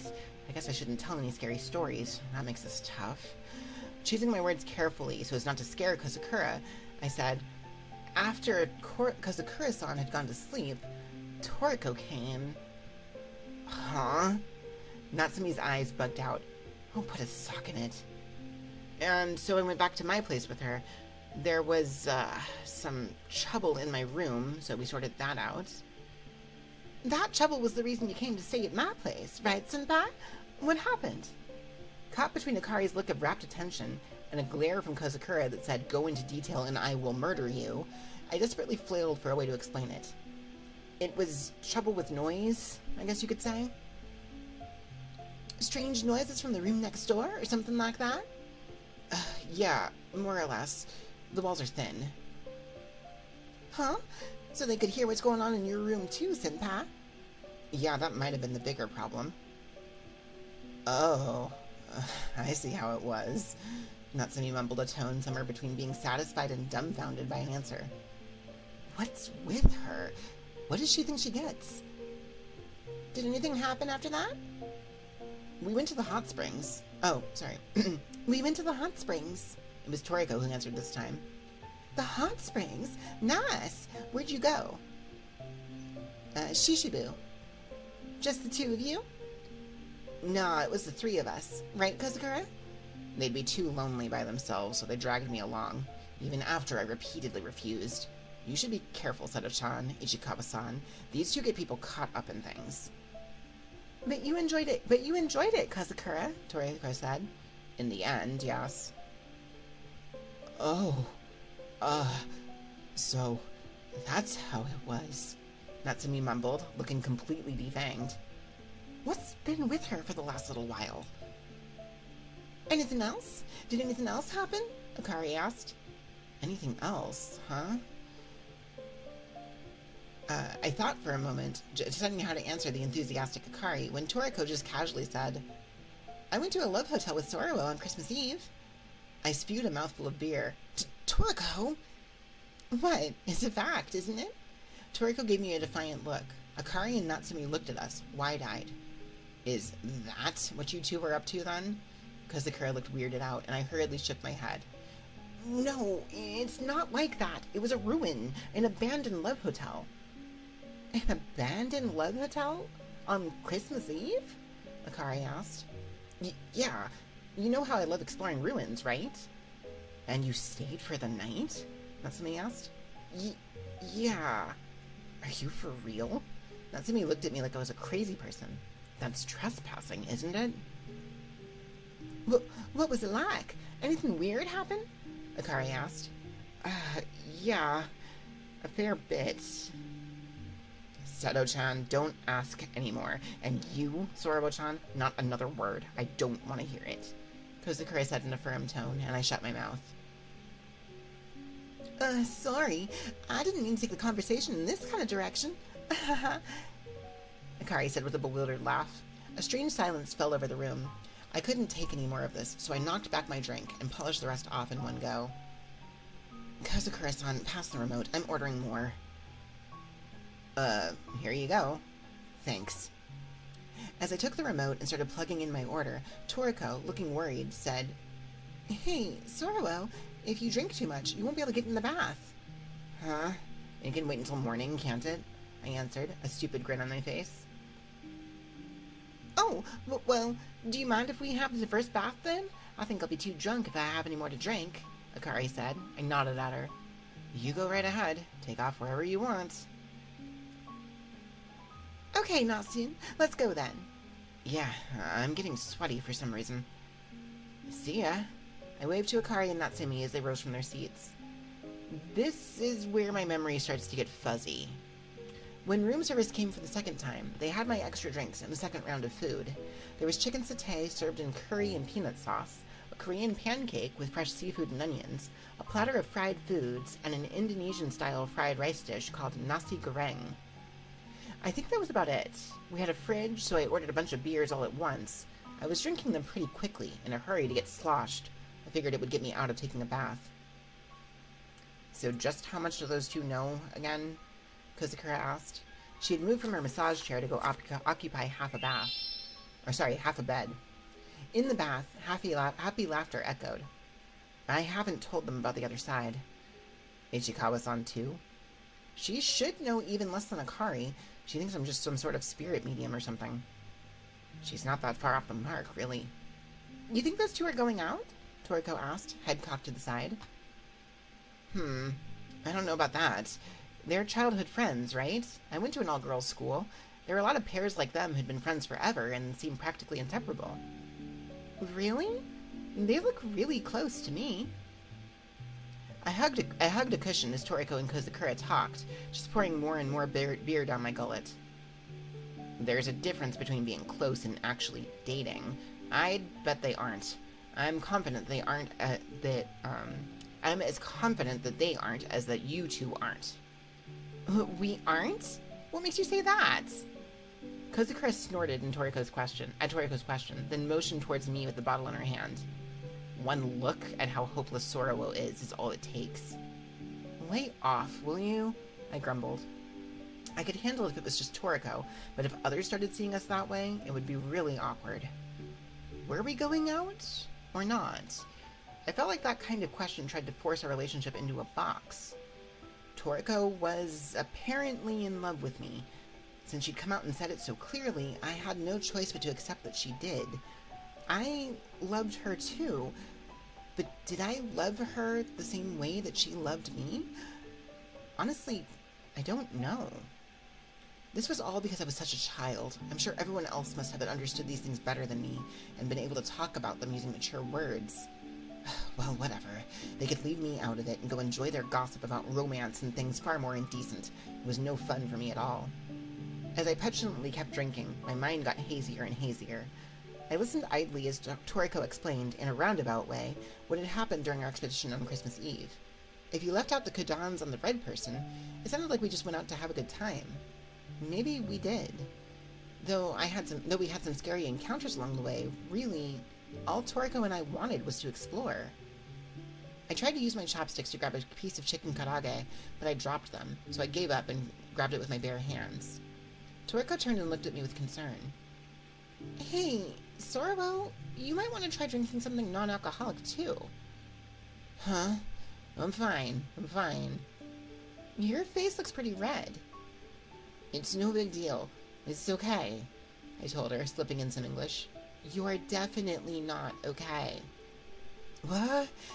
Don't use difficult words. Sheesh. Come on, pass the remote. I watched in a daze as Toriko's pale fingers clicked the remote to order some soft drinks. The door to the bathroom opened, and Akari loudly asked, Did someone just come over here? Nobody's been over there, Toriko shouted back. Huh? Okay then. Sorry to bother you, Akari replied, then closed the door. What was that about? Kozukura asked, suspicious. I had no clue, so I just shook my head. At some point, the nature footage of the TV had moved from the shore to the temple at night. The half-naked men, their skin red in the glow of the candles, swayed as they sang rounds with a unique rhythm. Was it a type of kakak? I think that's how it's pronounced. I'd heard somewhere it was supposed to represent the croaking of frogs. Now that I thought about it, I couldn't hear it as anything else. Funny how that works. Sometime later, Akari and Natsumi emerged from the bathroom wearing a pair of bathrobes. Ah, that felt good, Akari said.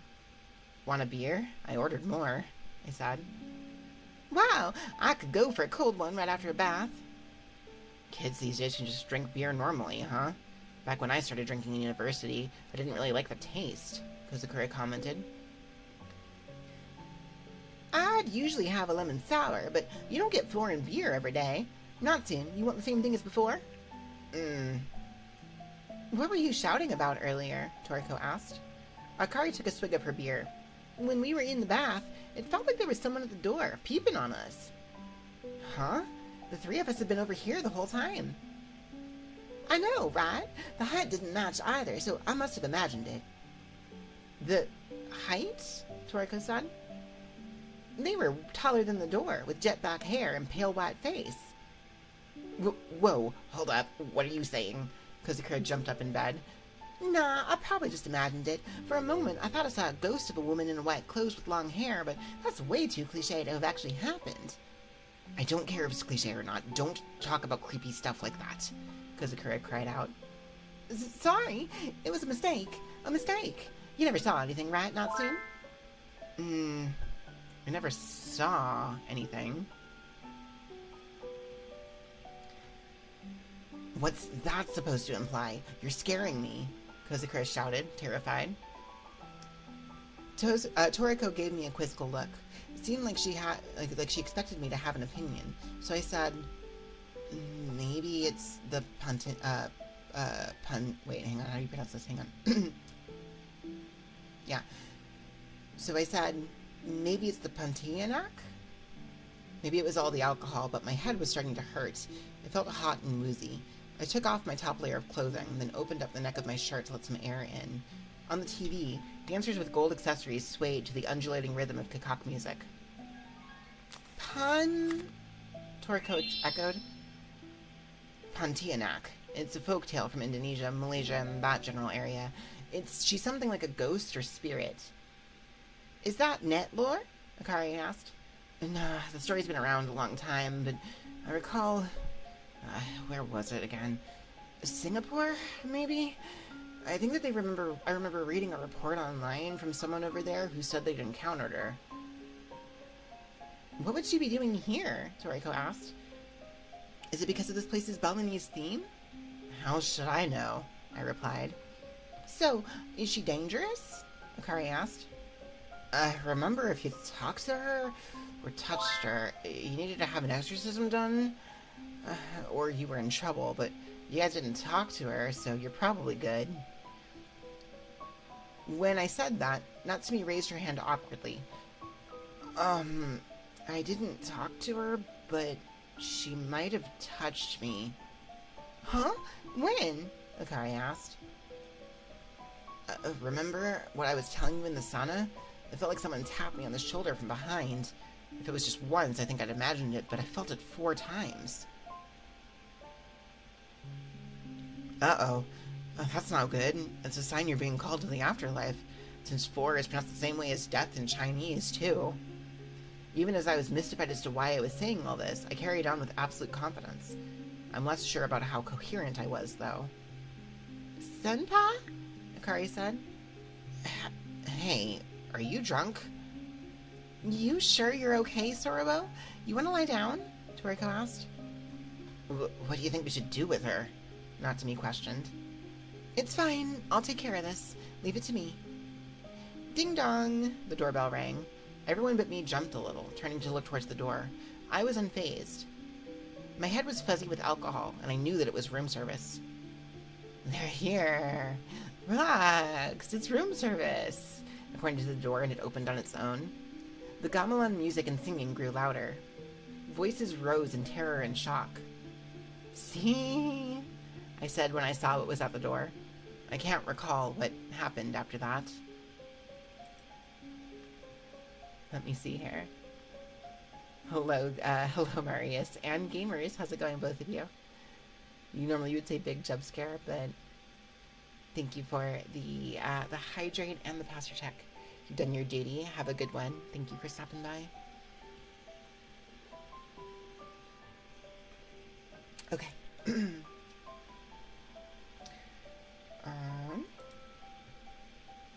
Also, I see you over there on the YouTube end as well, Lillian. Thank you. Chapter 7. What came in? Nagiba asked, and I diligently probed my memory. It was no use, though. I couldn't remember a thing. The next thing I knew, it was morning, so no harm was done, then? The doctor asked. That's what I'm thinking. Nothing happened to Akari or Natsumi, and no one else had seen the Pontianak, or whatever it was. From what you've told us, it seems likely that something abnormal was already happening at the point where your memory cuts off. Could you have entered the UBL? If we went to the other world, I think that would have sobered me up. Everyone would have made a fuss about it, too. Kazakura would have been especially noisy, and Akari would have been super excited, but there had been no sign of that. If we did go somewhere, I don't think it was any deeper than the interstitial space. But honestly, I'm not sure. I think I may have just been drunk, and if you told me I just dreamed it, I probably would have thought so too. The time we encountered the mannequins at the hot springs in Shishibu, it was hard to distinguish what was real and what was a dream.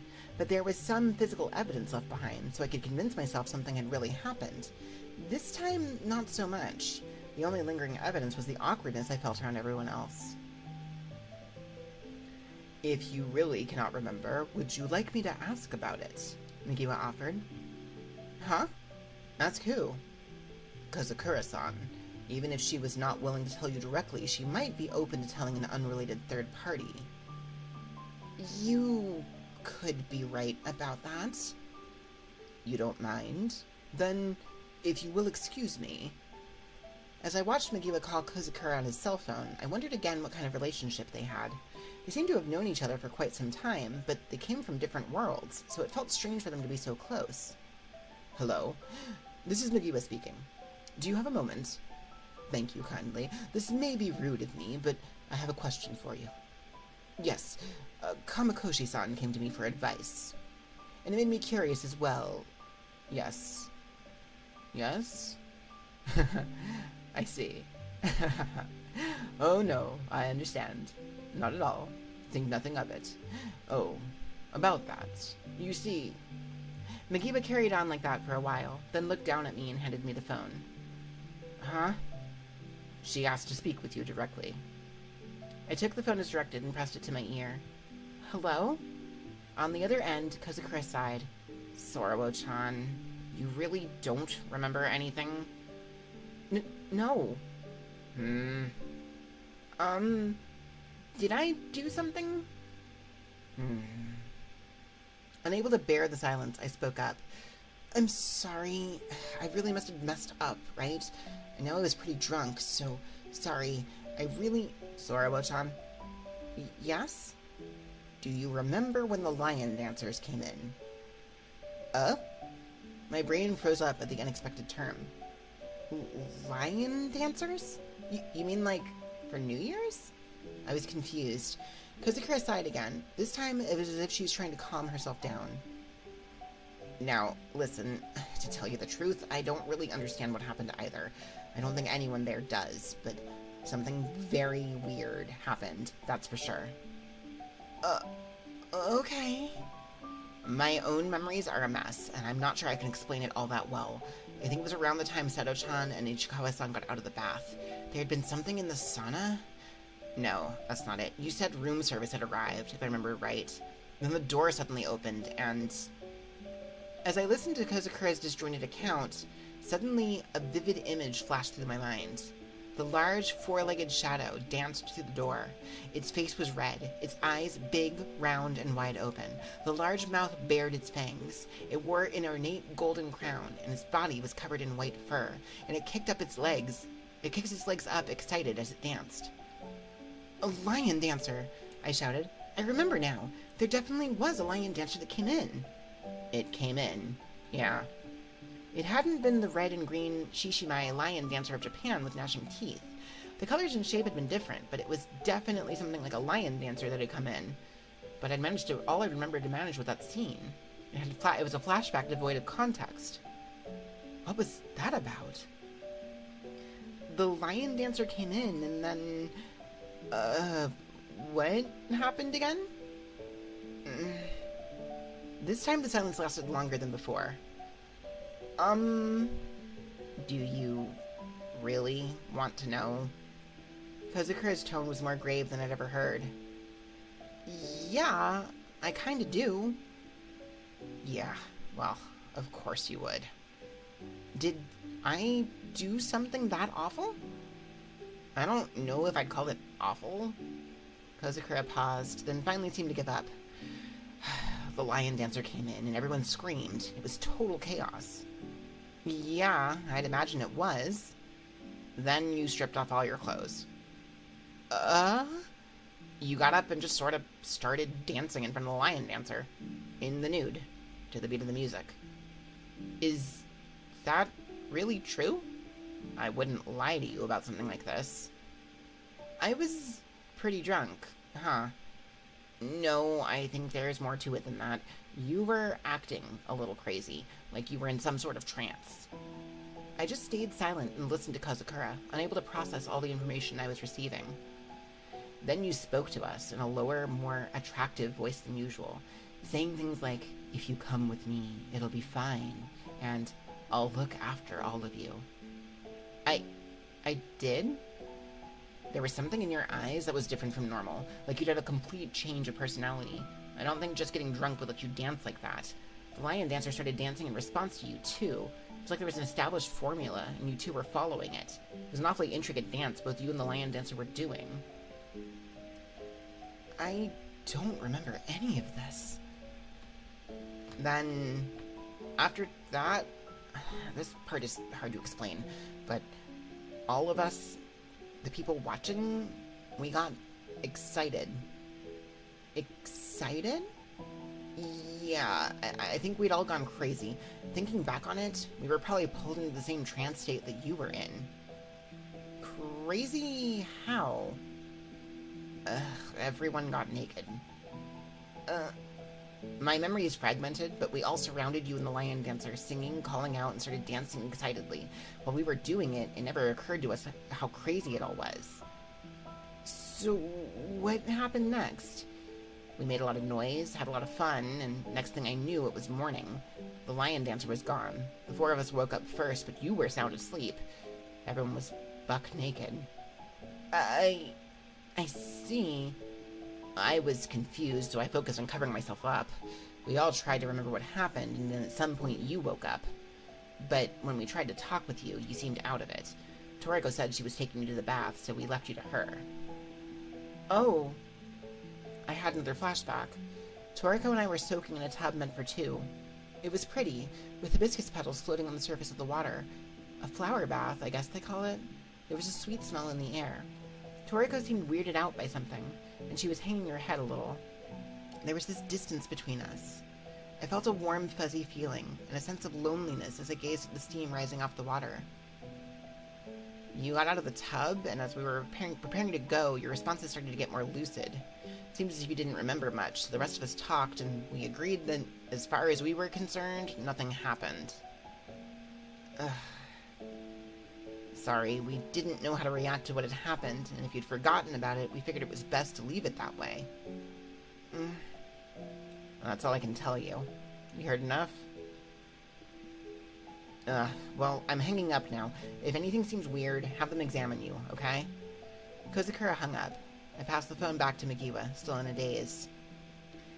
Did you figure anything out? I was silent for a while, then bowed my head to Migiwa and the doctor. Sorry. Please forget about all this. Thank you for the head pat, Sam. Let's see here. Chapter 8. Though I do not know what the situation was, I'm glad to hear you managed to find some sort of resolution. I don't know if I'd call it resolved, but... well, anyway, sorry for the trouble. Really, I shouldn't have wasted your time. Oh, not at all. If anything else comes up, please, do come to us for advice. That means physically, too, the doctor added. Tell us if anything seems wrong. Thank you. Well, I think that's it for today. As I rose from my seat, the doctor seemed to remember something. Come to think about it, Migiwa. Have you two already talked about her? Oh, no, not yet. Her? I asked, and Migiwa's face grew serious. To be honest, I meant to tell you about this when Nishina-san came with you. About what? Runa Arumi has regained consciousness. Runa Arumi. She was a dangerous Satsuki Aruma fangirl and fourth kind. She was the head of a cult she'd built using her voice, which lets her dominate minds. She'd been in a coma ever since Satsuki Aruma took her down. When Migiwa asked if I wanted to see her, it took me a while to sort out what I wanted to do. Runa Arumi had been an enemy.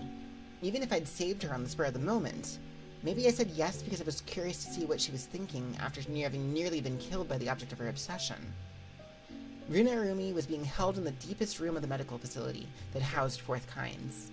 When I peered through the thick glass window, I could see the back of her pale blue patient garb turned towards me. The room was completely soundproofed so that the staff couldn't be influenced by her voice. And yet, despite that, as I approached, she turned as though she had heard my footsteps. She had a mirror in her hands. It seemed as though she was looking at her own face. There were jagged stitches on both of her cheeks. I was surprised. The scars stood out more than I'd expected. When she'd nearly been killed by Satsuki Aruma, Runa's mouth had opened so wide her jaw was dislocated. Thinking back, her jaw might have been nearly torn off. That was going to tear her cheeks, yeah. Yikes, it looked painful. I don't know if she was reacting to the expression on my face, but Runa brought her index fingers to my cheeks and grinned. Then moved her mouth in an exaggerated fashion to say something. I could read her lips. They said, "Am I pretty?"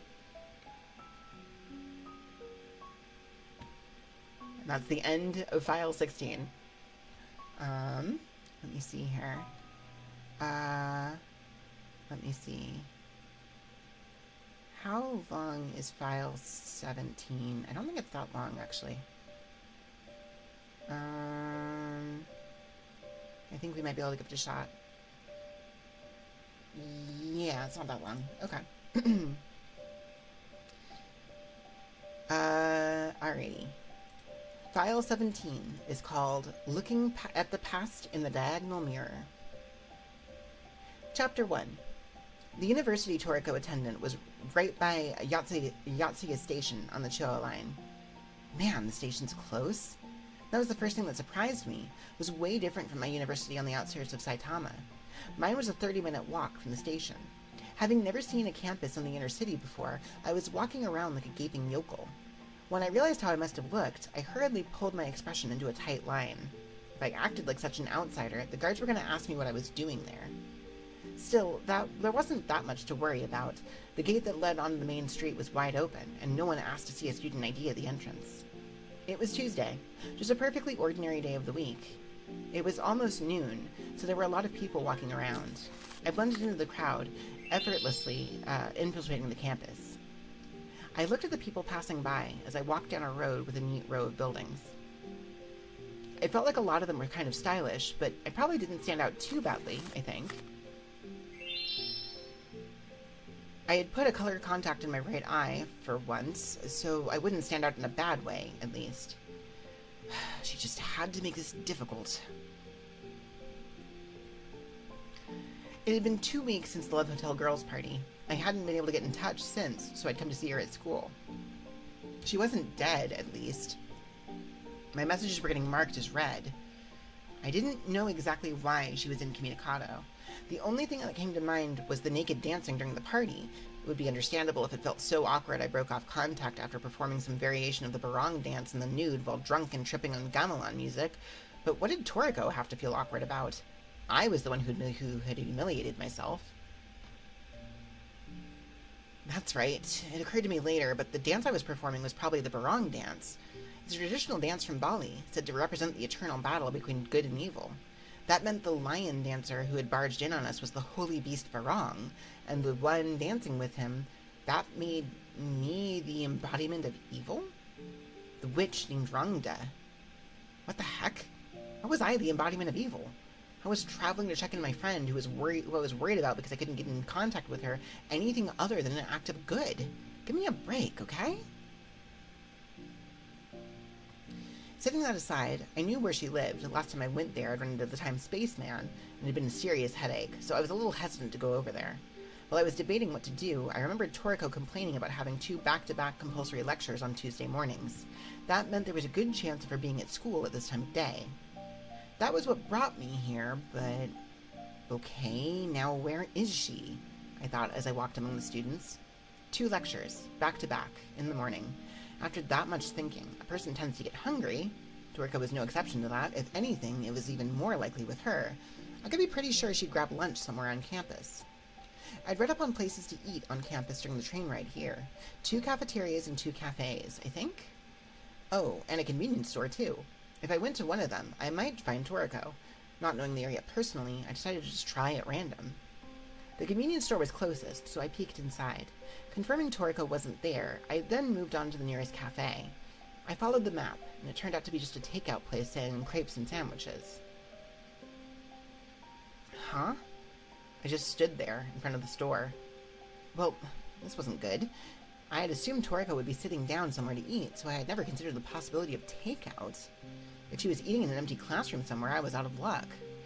I agonized over what to do while glaring at the chalkboard in front of the cafe that had the menu written on it. Would Toriko be satisfied with a crepe and a latte? I don't know. Toriko wasn't exactly a small eater when she was around me, but she had a bad habit of ordering everything she could, then making other people eat it for her. Besides, in my case, because of how much eating with her cost, I tended to scrimp and save on food expenses when I was on my own. It wouldn't be all that weird if Toriko did the same. Well, there's no point in worrying about it while hanging around somewhere I know she isn't. I reconsidered what I was doing, then headed back the way I'd come. If I don't find her, I'll figure out what to do then. On to the next one. Leaving the building, I crossed the road and entered the building across the street. It was a tall one that I'd been able to see from the station. The university in general was pretty tall, and it was kind of white in color. The cafeteria I was heading to was on the 5th floor. The elevator was pretty packed, so I decided to give up and take the stairs. After hauling myself up to the 5th floor, I entered the cafeteria. The place seemed drained of color, maybe in part due to the thin clouds spread out outside the large windows. Rows of long tables with low-backed chairs continued all the way to the back of the large dining table, taking up the majority of the floor space. Ignoring the long lineup at the serving counter along the wall, I searched for Toriko as I walked towards the back. I searched from end to end, but there was no sign of her. This place is a miss too, huh?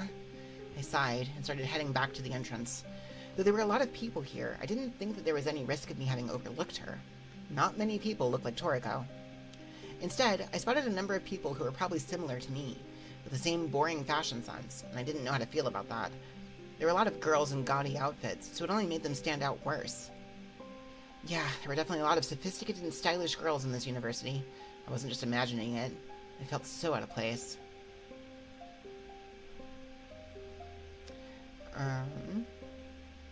When I was leaving the cafeteria, I spotted some stairs off to the side. It looked like there was outdoor seating. The building was L-shaped, and it was a 5-story section that jutted out from the rest. The 5-story section that had jutted out from the rest had terrace seating on the roof. The weather today wasn't too bad, but it was still January, so there weren't many people who would actively choose to eat outside right now. Still, I figured I may as well look, so I walked towards the stairs.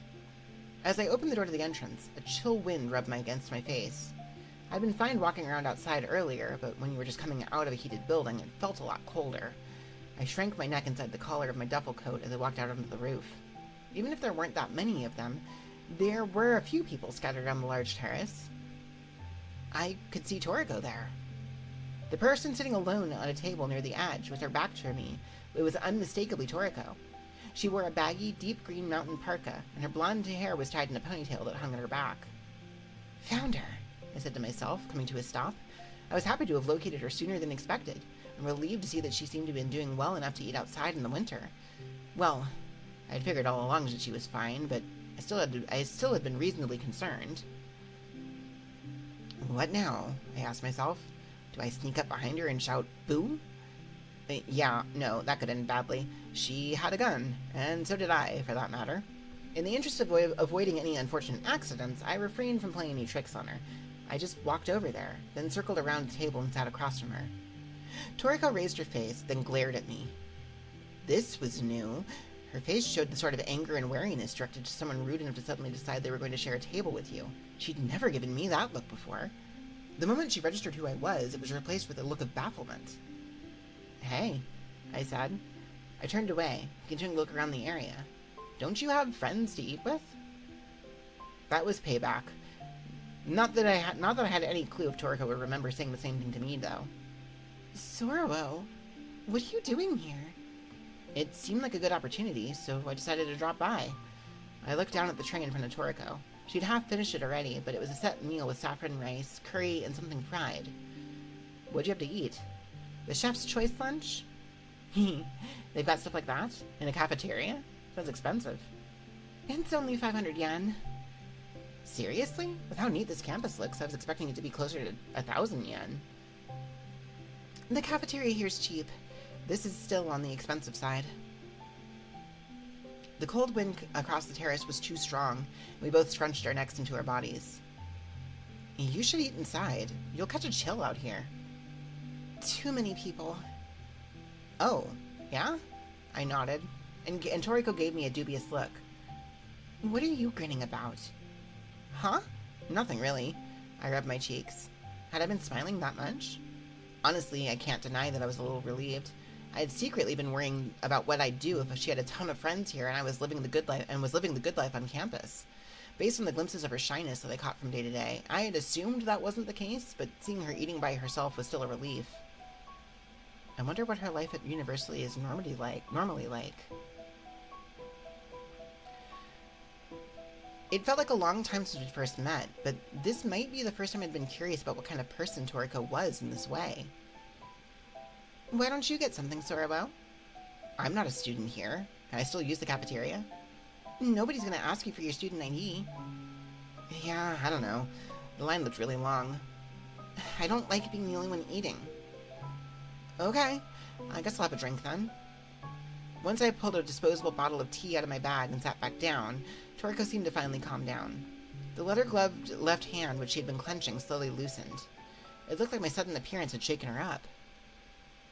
"So, why have you not been replying, Toriko-chan?" Toriko stared down at her place awkwardly. She wasn't making any attempt to answer, so I kept asking. "Does it have anything to do with the Love Hotel girls' party?" Yeah, go figure. That was the only thing it could have been. I took a sip of my tea as I thought about how to talk about it. Having wet my lips, I put the cap back on the bottle and set it down. I didn't remember it very well, but, I got drunk and did some pretty bad stuff, huh? Toriko gave me a probing look. "You don't remember a thing?" "Some of it came back to me after I talked to Kazakura-san." "Such as?" "Such as everyone dancing in the nude." I felt awkward saying it, but Toriko leaned back in her chair, seeming deflated. "Yeah, that was a thing that happened." The words came out surprisingly easily. Sorry, it was probably my fault everyone ended up like that. Your fault, Sorabo? Why? Maybe I lost control of my right eye while I was drunk. Even as I said it, I nearly burst out laughing. Ugh, I can't control my right eye. It's the alcohol's fault. Doesn't get any cornier than that. Look, there it is again. Why do you keep grinning? Oh, no, sorry, it's nothing. I recomposed myself and kept talking. Anyway, I think that room might have turned into something like the interstitial space. I mean, there was a Balinese lion dancer. Toriko's eyes suddenly seemed empty. Lion dancer. Toriko shook her head, as if trying to dispel the hazy memory. Once her eyes regained their focus, I continued. Anyway, I think that's why everyone was acting weird. Sorry for putting you through that awkward experience. Nah. I don't think it'll do any good telling you not to worry about it, but, well, you know, I'm the one who feels the most awkward about it, so cut me some slack, okay? I tried to steer that in a cheerful, jokey tone, but Toriko looked disconcerted. Can't you? Toriko used her spoon to poke around the curry that must have long since gone cold. It'd take more than that to make me feel awkward, she said. Huh? Really? Yeah. Well, why weren't you replying then? I asked. I thought I was the only one who enjoyed it, Toriko mumbled in response. What do you mean? You didn't seem like you were having much fun, Sorabo. That was unexpected. I came up short for words. No, that's not true at all. Liar. I'm not lying. It's a total lie. You called the others because you didn't want to go alone with me, didn't you? It's not that I didn't want to, but... I had tagged on that but without thinking. I didn't know what to say now. Huh? This is weird. When did I lose the initiative here? If I didn't want to, I wouldn't have gone at all, I said, raising my voice in an attempt to reassert control. Toriko didn't miss a beat before saying, Okay, then how about we go alone next time? See? I knew it. Toriko looked away from me. I didn't realize you didn't want it. I'm sorry. Though she was apologizing, her tone was hard and cold. That's when I finally realized Toriko was mad. I flinched when she suddenly rose from her seat. She walked away from the table, carrying the tray with her chef's choice lunch set. Hold on! I scrambled to my feet and chased after her. Where are you going? We're not done eating. You want to eat? Here, have it. No, I don't want leftovers. I don't mind. Well, you should. I was confused. I'd had the upper hand against Toriko at the beginning. She was the one who cut off contact without saying anything. When she first saw my face, she was acting all meek, wasn't she? Yet before I knew it, she was the one who was mad, and I was running around after her. I had no idea what happened. Toriko went inside without another glance at me. I followed her as she strode across the cafeteria, deposited her tray on the return counter, and left. Toriko! I called out to her as I caught up to Toriko in the elevator hall. What are you mad for? I'm not mad. You so are. Even as the words left my mouth, it occurred to me that we'd had this conversation before. Multiple times at that. She was always the one asking why I was angry, and I was always saying I wasn't. This was the first time our positions were reversed. The elevator arrived, and the door opened. The students who had been lined up waiting piled in. It would be tight, but it looked like there was room for us too. Toriko didn't board the elevator, though. Toriko? Aren't you going in? Instead of responding, Toriko let out an irate sigh and turned around. Not towards the elevator, but the stairs. I watched her go, and dumbfounded, as she began quickly descending the stairs. Toriko! I chased after her, racing down the stairs so fast I worried I might collide with the students climbing up them. Toriko was faster than me. As she pulled away, I nearly tripped over my own feet. By the time I reached the first floor, Toriko was on her way out the door. Toriko, wait up! I shouted as I came out the building. She still didn't stop, so I angrily ran after her. I reached out, grabbing the back of her coat. Let go! No! I reflexively shouted, and Toriko whirled around to face me. The hand I was holding onto her coat was getting pulled along, so I let go in a hurry.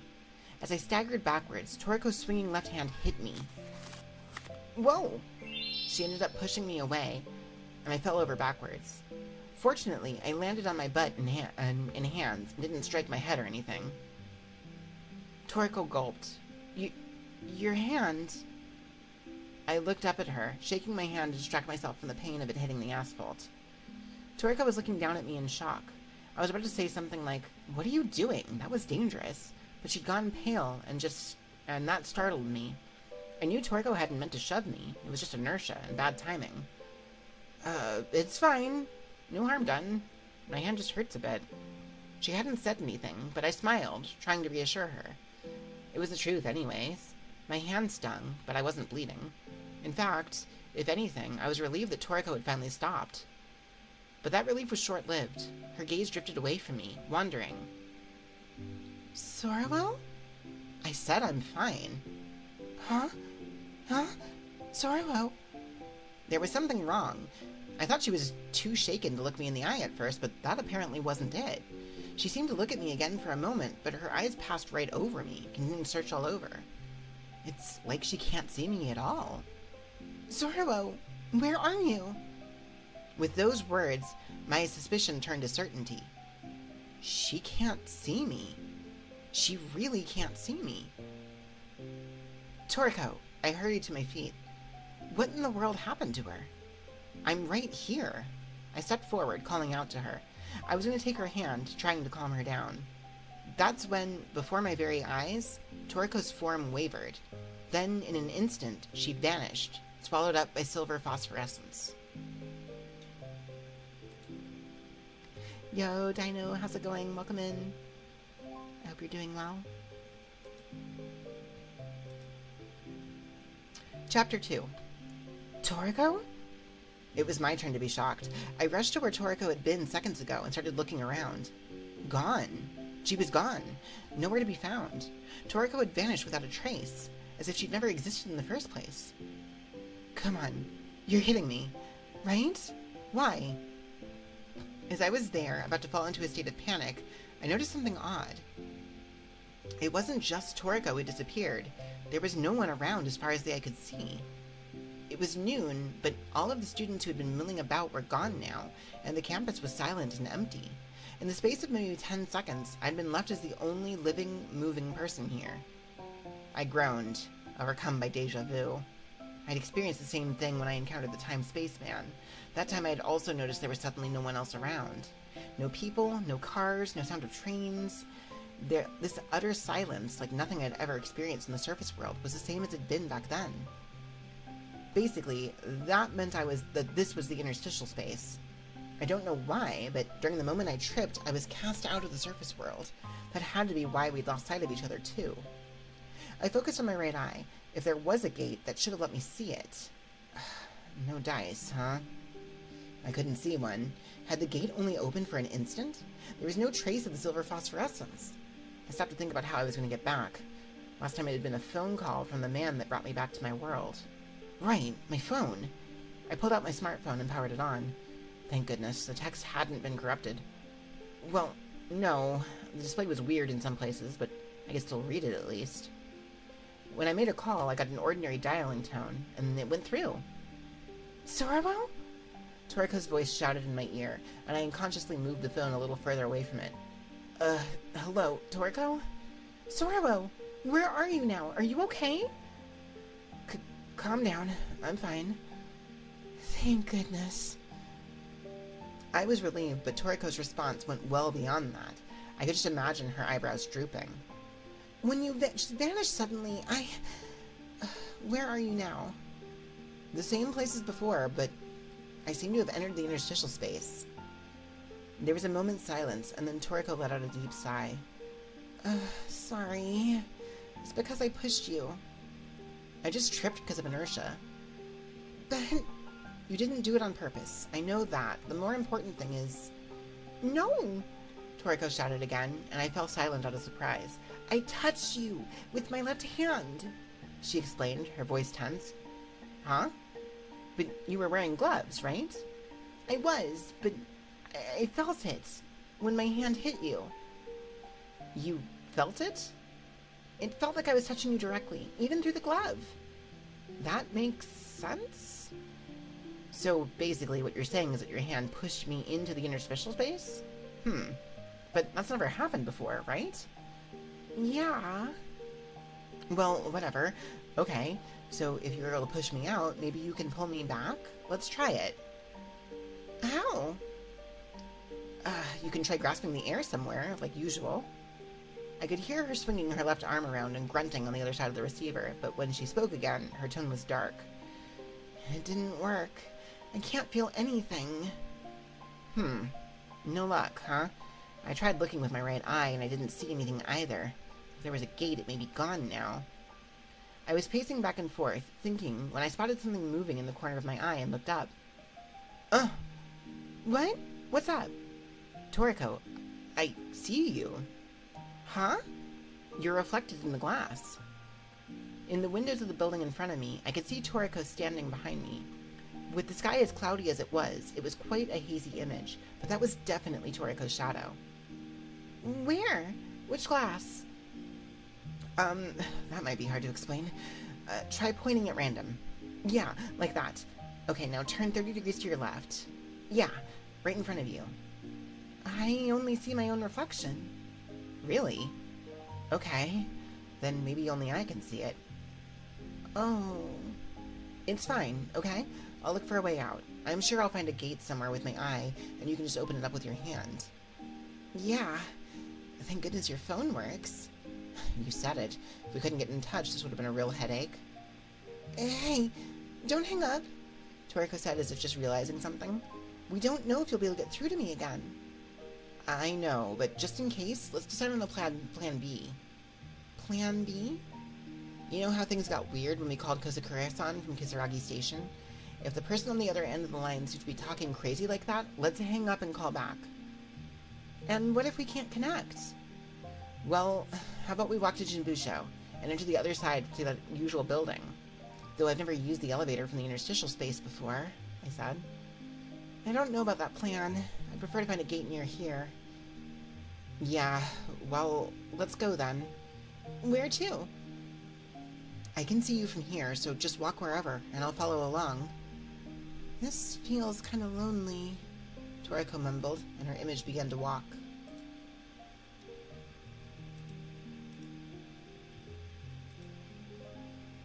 Chapter 3. The interstitial space was always unsettling, somehow. I could still read the notices on the bulletin board, but the words were strange, and talking about things like neighbor building, open wounds, and gathering spots. Was the grass always this long? Was it a coincidence that the cracks in the building looked like a person's face? I walked through the area, led on by vague images reflected in the glass. There were people here in the surface world, but I was alone here in this one. Was the reason Toriko's shadow swayed at irregular intervals because she was avoiding people who were passing by? Hey, I'm just wandering around here at random. Is that okay? Toriko said, sounding uncertain. Okay, give me the tour then. The tour? How do you normally spend your time around the university, Toriko? There was no immediate response. Hello? You've never asked that before, she said. Oh, yeah? Yeah, Toriko said, then let out a goofy laugh. I figured you just weren't interested. You might be right. I wasn't all that interested. So what changed all of a sudden? Nothing, really. There was no particularly deep reason for the question. Come on. I'm here anyway, so tell me about it. What do you want to know? Well, do you always eat at that cafeteria? It's cheap, and the portions are generous, so I go pretty often. Not every day, though. It's pretty common for me to just grab something from the convenience store instead. There are other cafeterias, right? You don't use them? Sometimes, when I feel like it. Oh, I guess I got lucky meeting you here today, then. I was surprised. It was like you knew I'd be there when you showed up. Toriko said with a laugh, then sounding impressed, added, Good job finding me. There's a lot of people here. Well, you were all by yourself, Toriko. Well, sure, but there's a lot of girls who look like me, right? Here at this school? Now that she mentioned it, she might have been right. I definitely spotted girls about as fashionable as her, who were quite pretty and even had silky blonde hair. There was no one I'd ever have confused for you, I replied. Toriko was silent for a moment, then let out a long sigh on the other end of the phone. You're always so quick to say these things. Huh? Did I say something weird? It's fine. I think I'm just crazy. What are you talking about? Hey, I just need to show you around, right? Huh? Sure. Well, come along then. Toriko forced a change in subject, then walked forward at a brisk pace. I sped up to avoid being left behind. You still mad? I'm not mad. Toriko headed towards a building. When we got close to the entrance, her reflection in the glass became a little clearer. With the light of the cloudy sky behind her, I couldn't quite make out the expression on her face. She vanished before I had time to look too close. She must have opened the door and gone inside in the surface world. I opened the door in this world and followed her. There was a long corridor on the other side of the hall with a staircase. I could see classroom doors placed at fixed intervals along it. The building that housed classrooms were probably more or less the same at every university, but this one looked newer and clearer than the one at mine. Maybe it was the echoing footsteps, but it felt even more silent in here than it had out there. The light streaming in through the windows made it feel like I was walking through a cave. Sorobo, are you following me? You're in the corridor on the first floor, right? Yeah, I'm going into the second classroom now. Okay. I probably opened the door at the same time as Toriko. I saw her silhouette in the opposite window, standing in the doorframe as I did. Inside, there was a large classroom with lines of long wooden desks. The front had a sliding chalkboard and a lectern. Pretty normal, as university classrooms went. Where is this? The classroom where I had a lecture before you showed up. Oh, yeah? So this is where you study, huh? Not much different from your place, right? This is just a touch more stylish, though, with the design of the lights. What are you talking about? Toriko chuckled. In the window, I saw her walking slowly between the rows of desks.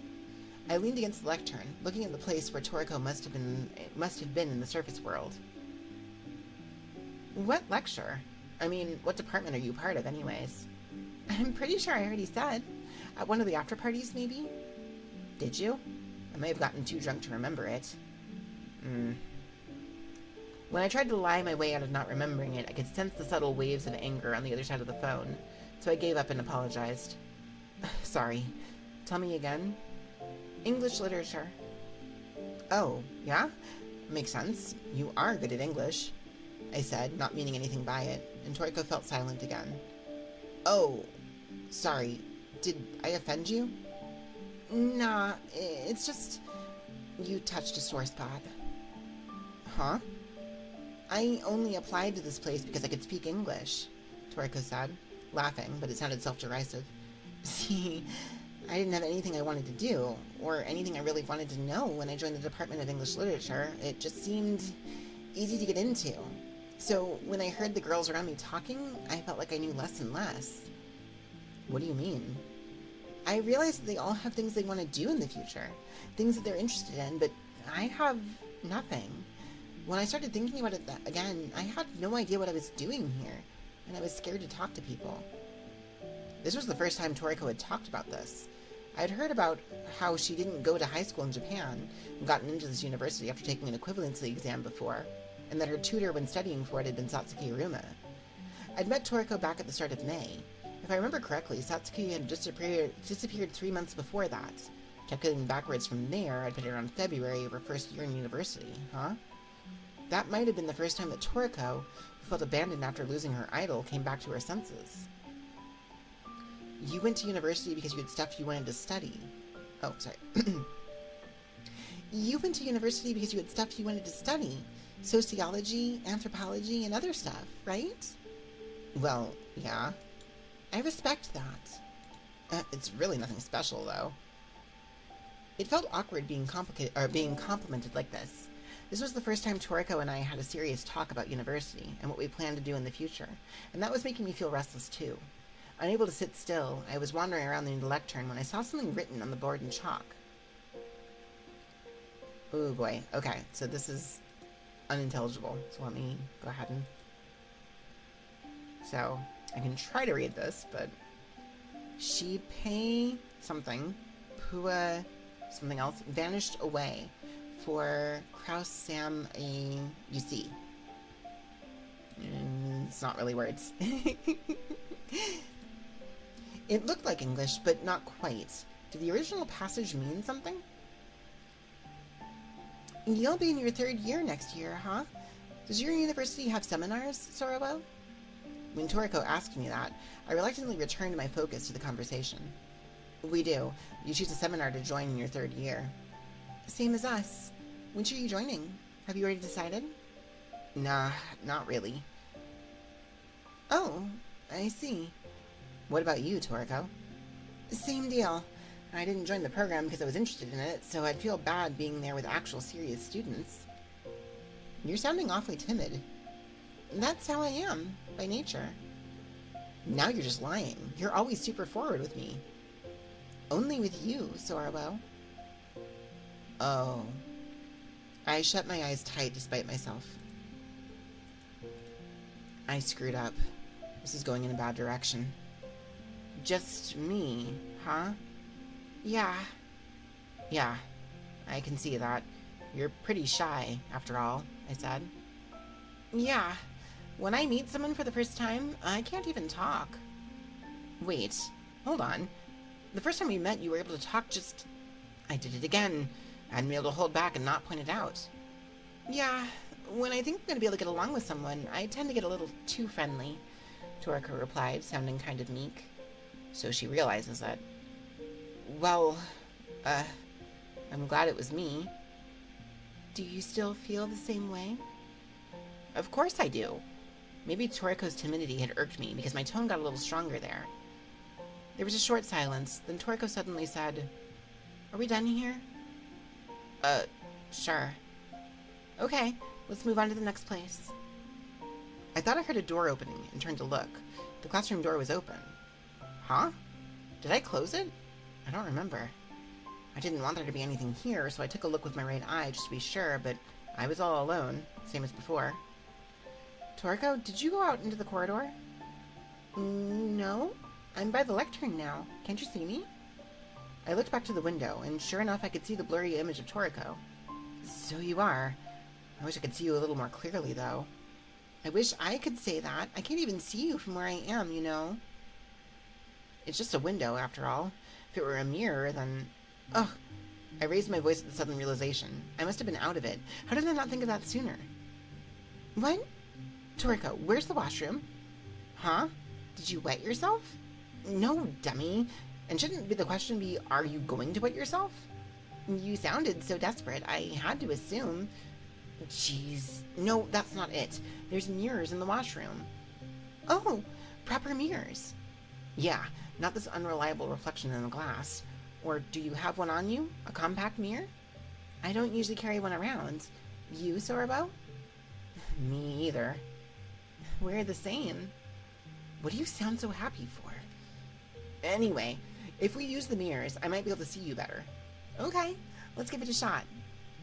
We each headed to the nearest washroom in our own worlds. I left the classroom and returned to the entrance hall, entering the washroom in the shadow of the stairs. I immediately spotted the mirror there. Reflected in it was... me. Just me. Well, Sorobo? Yeah, sorry. It looks like my guess was wrong. It didn't work? I can see myself. Well, yeah, it's a mirror, after all. Well, yes, but... I had expected this to work, so I was pretty shocked, but why didn't it? I could see her reflection in the glass, but not the mirror? What was the logic there? Okay, well, maybe expecting logic from the interstitial space wasn't such a good idea, but still... While I looked into the mirror, thinking about it, Toriko spoke up. That's just how it goes, I guess. Where to next? Hold on. Just now, there was something. I sensed something amiss and had Toriko stop. I felt like, for just a brief moment, those familiar golden locks had flashed across the corner of my eye, and so I got closer to the mirror. I tried narrowing my eyes, closing one eye, then the other, and a number of other things before that golden color crossed the mirror again. No doubt about it, that was Toriko's hair. I was able to see her under a certain condition, but what was it? The angle? Huh? I think I've worked it out. Hold on a second, okay? I was gradually narrowing down what the condition was. First, I tried looking straight at the mirror. I was focusing on my left eye's normal vision for this. When I did, my right eye, which I had lost focus, moved a little. It was like the ocular muscles had twitched slightly as I relaxed them. When it happened, I saw something different in the gap between my left and right fields of vision. The mirror stirred like a pool of water, a silver haze covering its surface for a moment, and when it cleared, there was Toriko. On the other side of the mirror, I could see Toriko's eyes turned in my direction. She was pressing her smartphone against her ear, her brow furrowed with concern. It was the first time I'd been able to get a proper look at her face in a while, and it really made me feel relieved. I'd been feeling pretty dejected.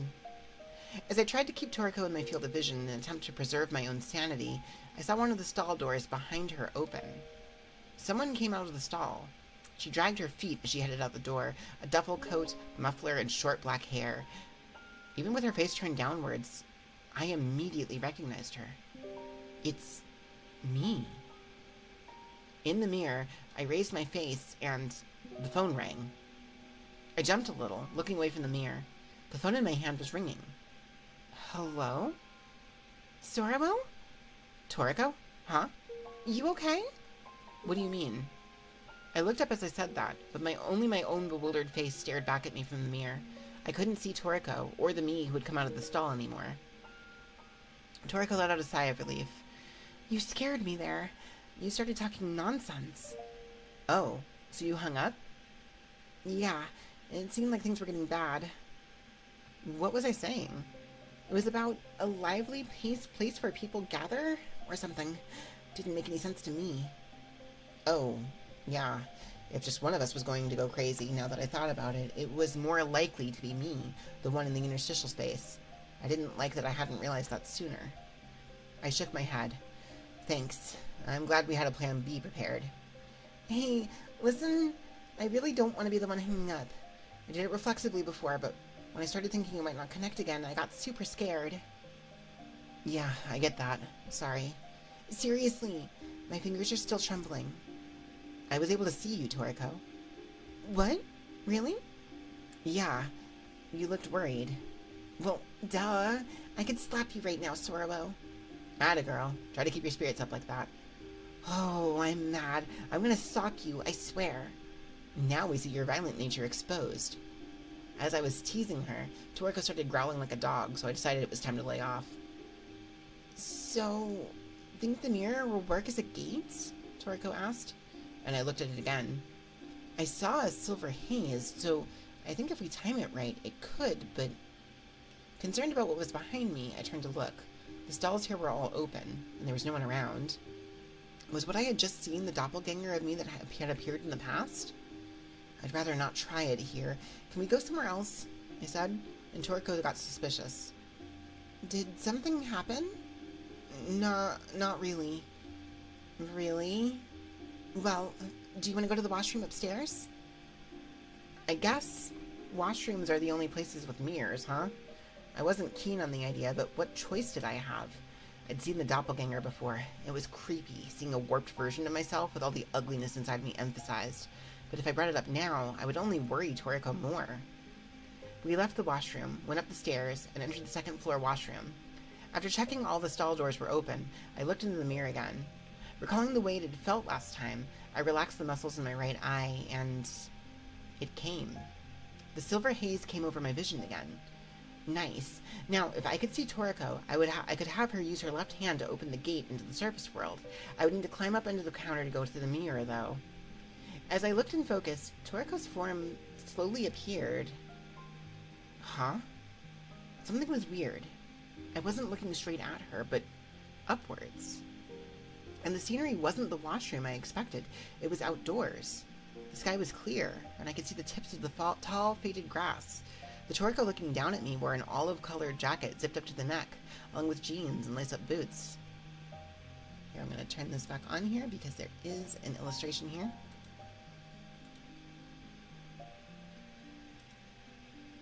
Huh? Huh? The surprise was apparent in my voice. I could tell with just a glance. This was the scene where Toriko and I had first met on the other side.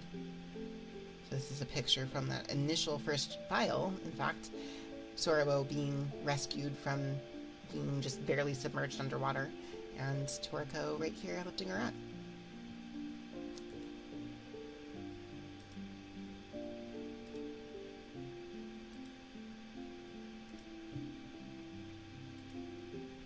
Toriko reached her hand out towards the mirror. My eyes were drawn towards her approaching face. In the next moment, I dove into her eyes. Or, that's what it felt like. My field of view flipped around. I saw myself, soaked and half underwater, taking Toriko's hand, looking towards me in awe.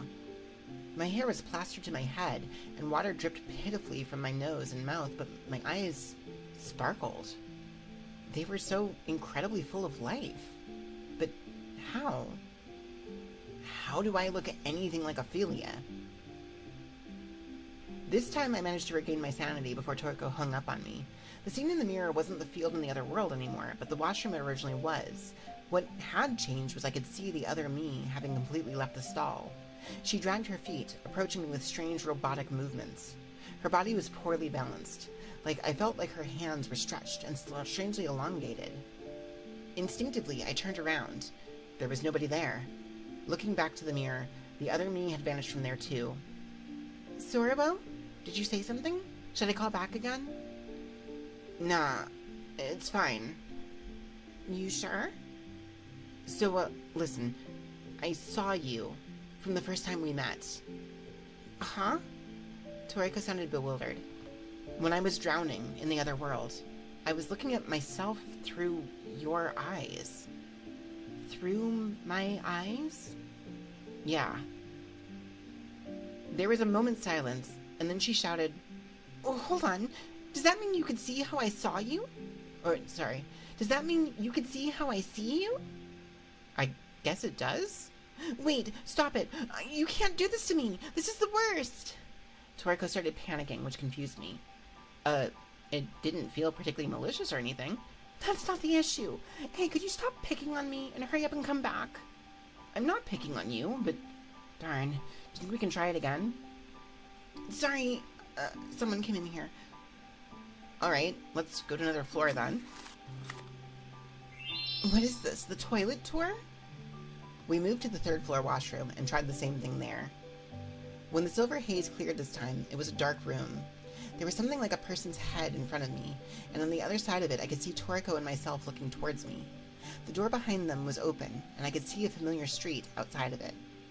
Oh crap, that's what the road outside my apartment looks like through the Pandora mirror stand in the room next door. The moment I grasped the situation, I instinctively closed my eyes. In the mirror, the door that led to the modular bathroom opened, and I felt like I saw myself come out of it for a moment. Both of my elongated, mantis-like arms were raised, but I forced myself not to focus on it. Toriko, are you okay? Huh? I'm fine, but did something happen? Thank goodness. No matter what was going on, it didn't seem to be affecting Toriko in the surface world. I may be starting to figure this out. The mirrors in this interstitial space might be connected to mirrors that you and I have seen before. I explained what I was experiencing, but Toriko seemed mystified. The mirrors are connected? So you can travel through time? Yeah, no, pretty sure it doesn't work like that. If the current me turned up in the place where we'd first met, that would cause some really weird things to happen. That'd create a time paradox, yeah. So I think I'm just seeing scenes from that time through the mirror. So we can't use it as a gate, then? It feels like it should work, but when the scenes appear, my attention is pulled into them. That makes me start going crazy, and it's keeping me from sending you the signal. Then how about I keep my hand on the mirror the whole time? If I do that, then even without the signal, I'll notice as soon as the feel of it changes. Then I can pull on it. It's a good idea, I think. Okay, then let's try... No, hold on, this place is pretty tight, so I want to do it somewhere more open in case things go south and we have to run. I stopped Toriko. The doppelgangers had me worried, and so did the fact that I had seen Pandora just now. Somewhere other than a washroom? Toriko thought about it. The side mirror of a car, maybe?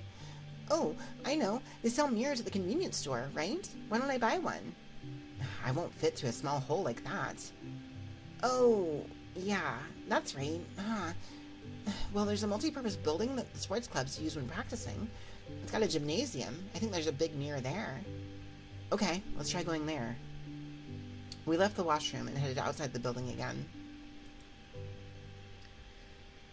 Hello, Ashes. Welcome in. It's that time again. EP Girl requests general affirmations. Of course, of course. We're in between chapters here, so we can absolutely do that. Give me just one moment.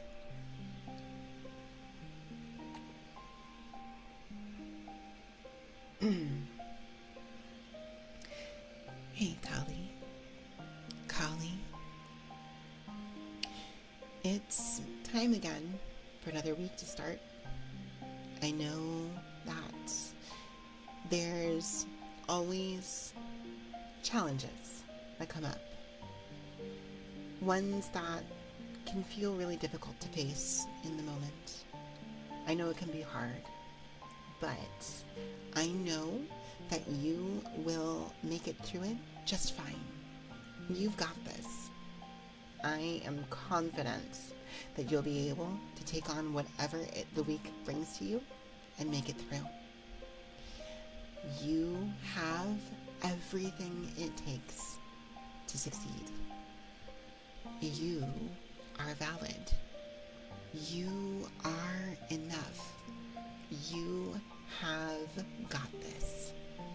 You are, in fact, a very, very good girl. Before you know it, the hard stuff will be behind you, and your days off will be here. You'll have the opportunity to do the things you enjoy doing, and it will be a wonderful time.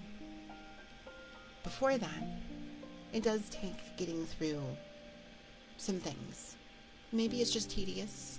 Maybe it's hard. Maybe it's difficult. There's all kinds of reasons why it might be.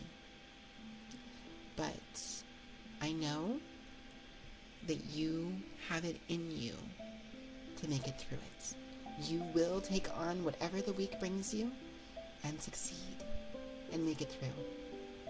At the very least, time will pass. The hard stuff will pass. You'll still be here. The world will still be here.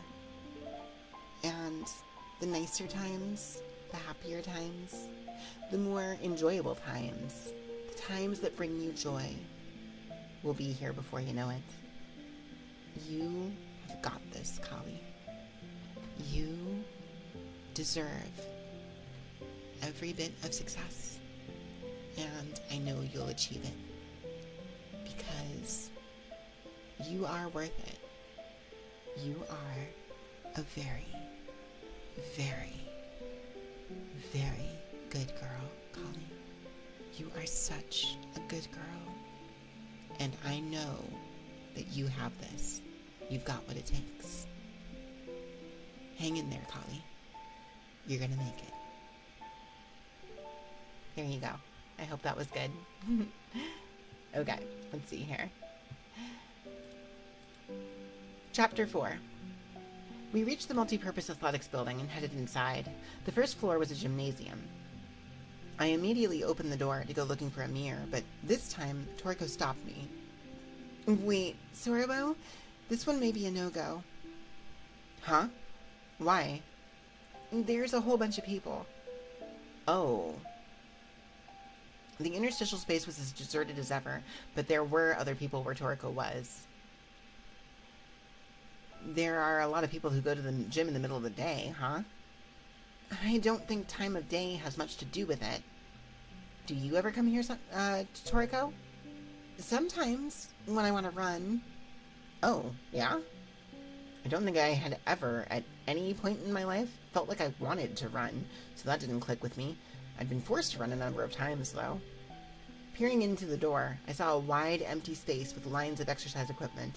These machines were ostensibly meant for physical training, but maybe they'd been warped by the interstitial space, because with all the leather belts and chains, they looked like torture equipment to me. There was a large mirror, but if it was hard for Toriko to go there on her side, it wasn't going to do us much good. Even if I was able to escape, a whole lot of people would see me emerging from the mirror, and they'd see Toriko's translucent hand. Okay, let's try another building then. I was about to leave, but Toriko spoke up. Let's look in the other rooms first. The dance clubs use this building for practice, so we might find other rooms with mirrors. She led the way, and we checked the other rooms one by one. When we were in hallways without windows or other reflective surfaces, it was hard to spot Toriko, so I had to give her regular updates on her current position. When we did find mirrors, they were too small, or the rooms were in use in the surface world, so it was hard to find a good spot. We kept at it, and in a hallway on the 4th floor, Toriko shouted, "Sorowo, I found one! Second door, from the back on the right-hand side." Yeah. I opened the door she'd indicated. It was a brightly lit room with plywood flooring. The whole back wall was covered in mirrors. It might have been used for dance practice, because the entirety of the floor was covered in small scuffs and scratches. Oh, just what we were looking for. No one's here. Let's use it. I'll lock the door, okay? Toriko said, and I locked it up on my side too. We didn't want anything coming in from outside to interrupt us. It might slow down our escape if anything happened that forced us to flee, but this was probably the best room we could ask for, so I wanted to do whatever it took to get us out of here. I took my Makarov out of my backpack and kept it in my right hand. It'd ruin everything if I actually accidentally discharged the weapon, but I wanted to play things safe. Thank you so much, Astra. I appreciate it. Thank you. Thank you for the first time chat as well. I appreciate it. I hope you're doing well. Welcome in. Thank you for the follow. I appreciate it. Welcome in. You are officially a collider. Let me see here. Where was I at?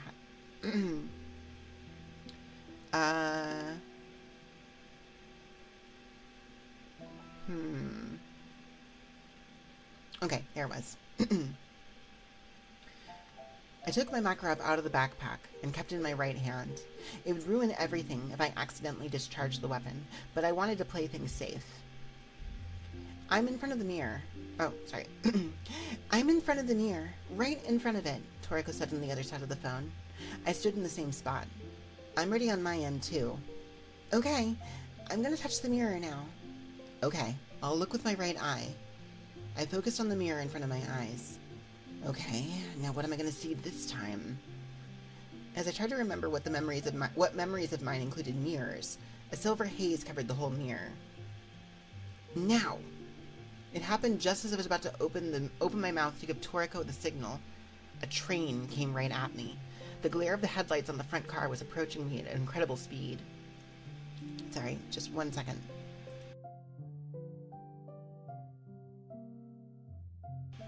Sorry about that.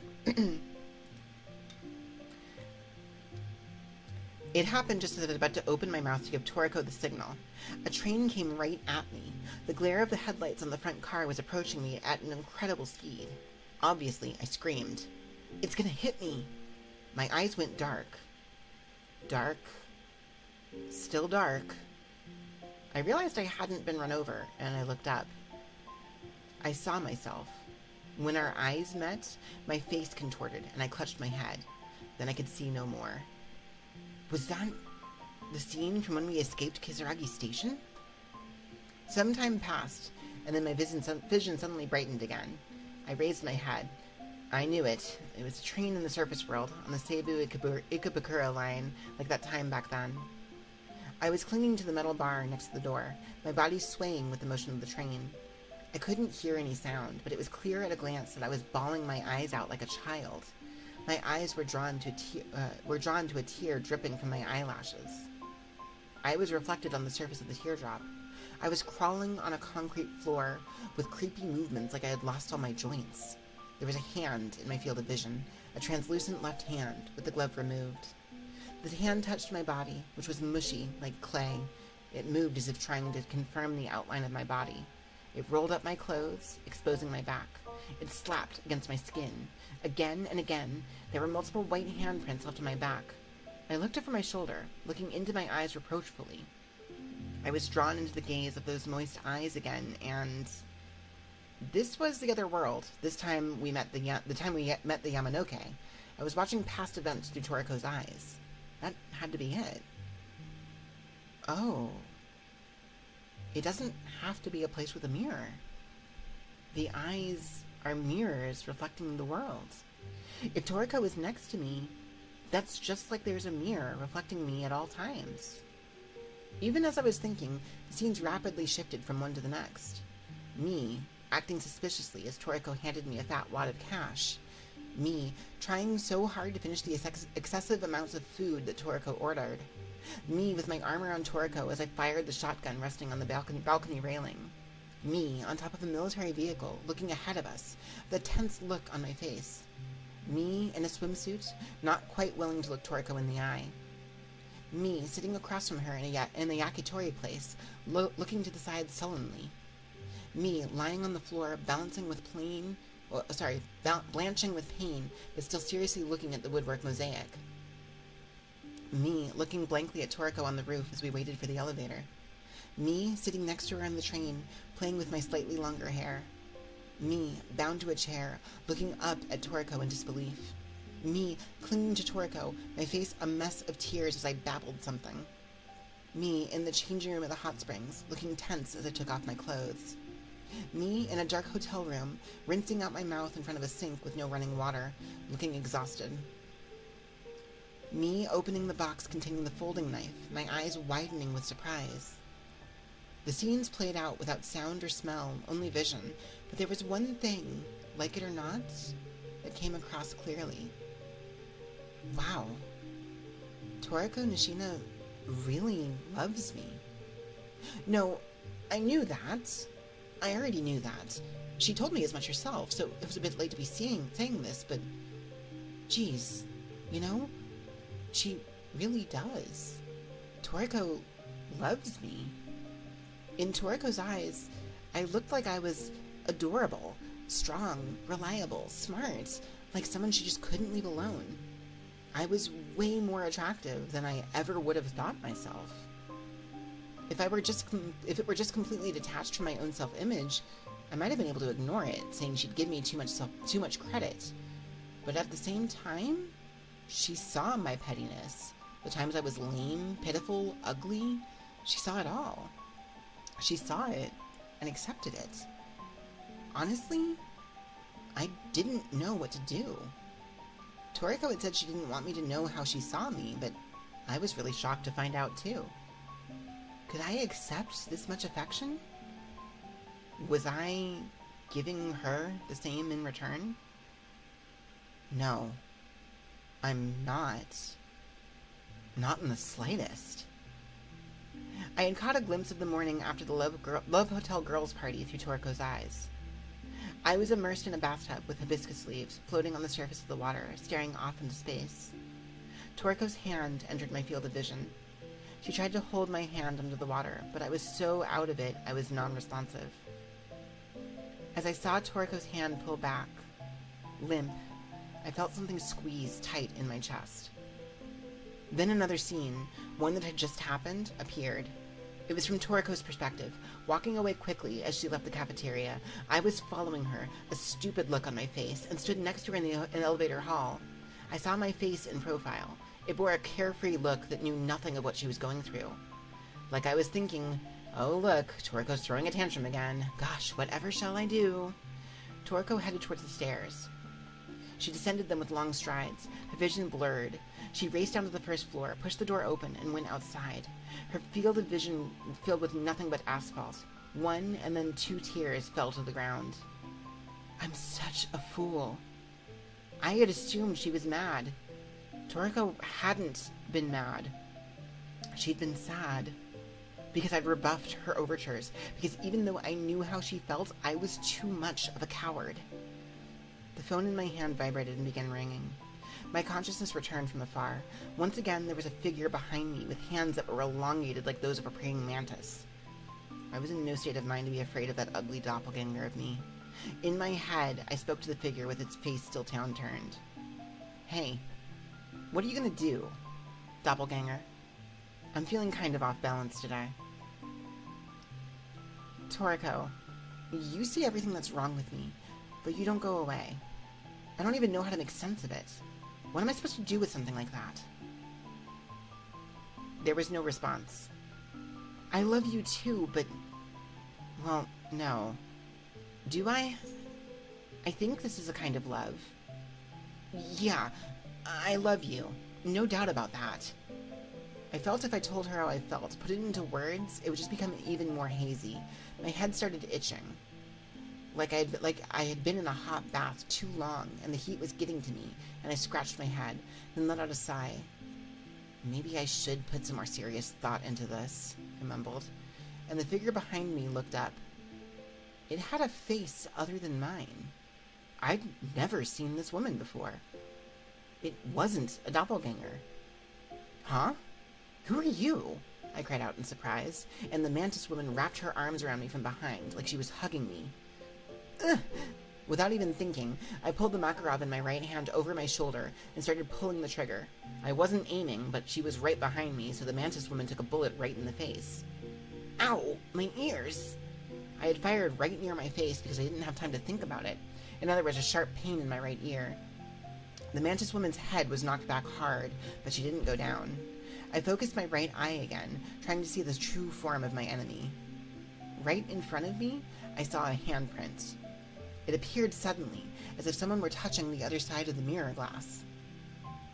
Toriko's hand. I stuffed the Makarov into my duffel coat and touched the handprint with my own right hand. I could feel it, not the hard surface of a mirror, but the softness of her hand. I instinctively gripped it, and she squeezed back. Our fingers intertwined, as if it were across the surface of a pool of water, and my hand sunk into the mirror. I felt her pull hard, and then... Put! I gasped. Sorabo! I suddenly realized it was with Toriko, and still holding my ringing phone in my left hand.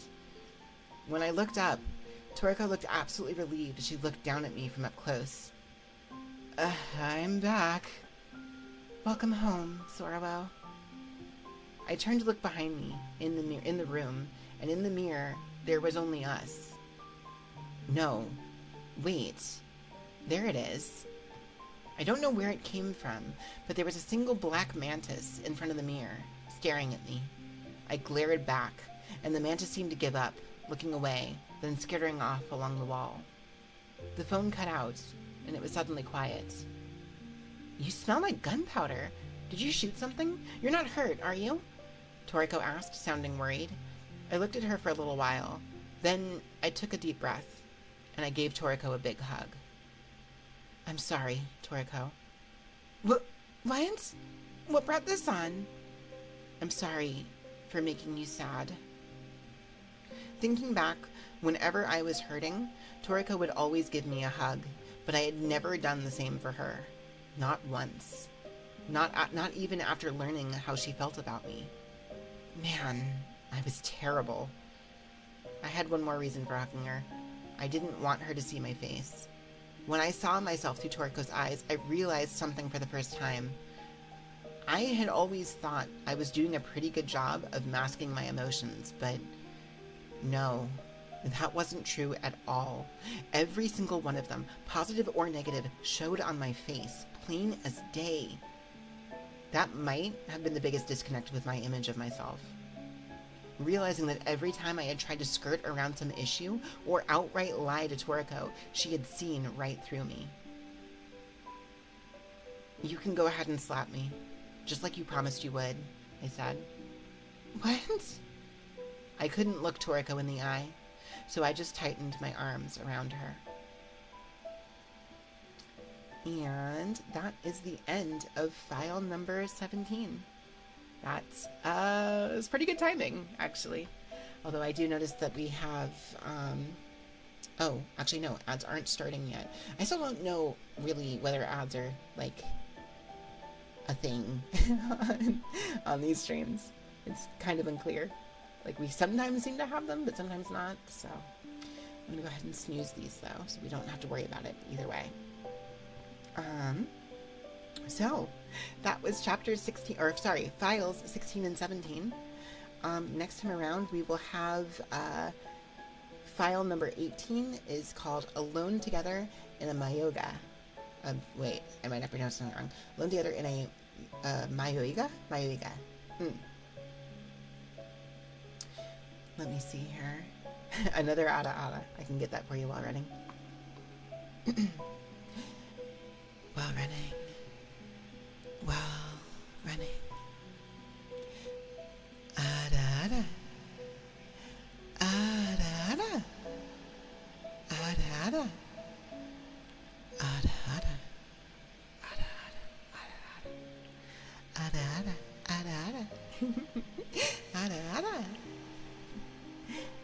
Awa, awa. There we go. But yeah, I hope you guys enjoyed AP time awa awa. Yes, exactly. I hope you guys enjoyed that. We are what, like, getting pretty deep into this. I think we're being, I guess I don't know exactly how long the series is going to go for, but we're roughly halfway through what is currently out at this point now, I think. You're invested? It's good, right? We're finally getting to the parts where, like, Sorrow is being slightly less stupid. Slightly.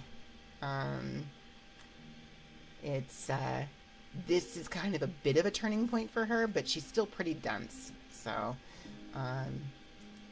there is going to be a lot more.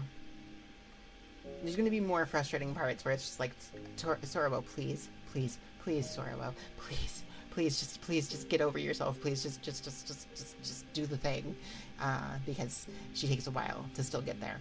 But I do think, if I remember correctly, this particular story is kind of the turning point at which she's kind of like, oh shit, I actually need to be pulling my weight in this relationship. So that's cool. You wish you were slightly less stupid? That is a mood. So I will be back again on Tuesday. Tuesday's going to be kind of a special stream. A little different. We are not playing Code Vein this coming Tuesday. We will be back to it again the Tuesday after, the week after. But next week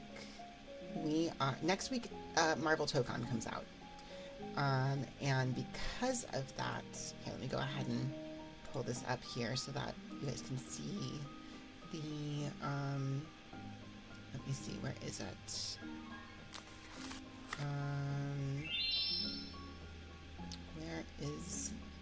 Where is that schedule? There it is, found it.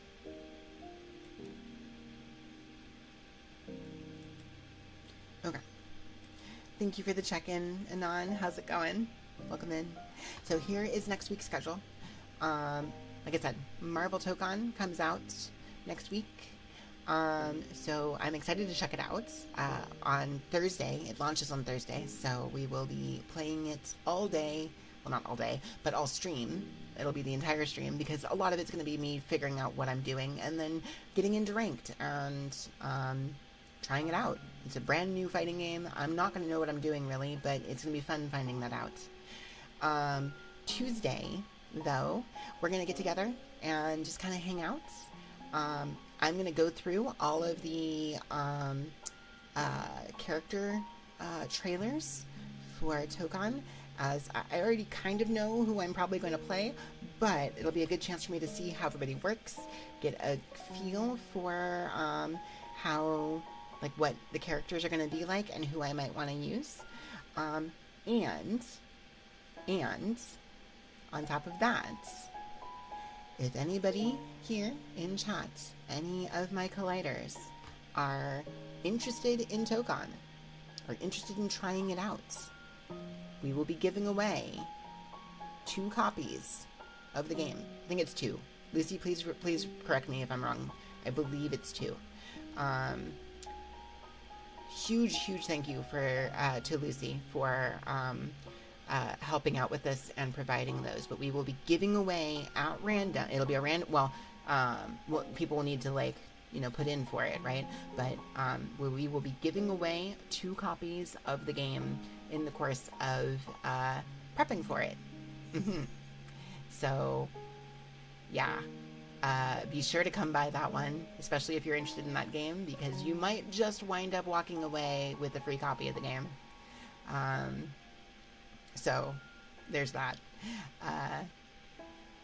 then, of course, after we finish, because it's probably not going to take the whole stream to like go through those character trailers and talk about stuff.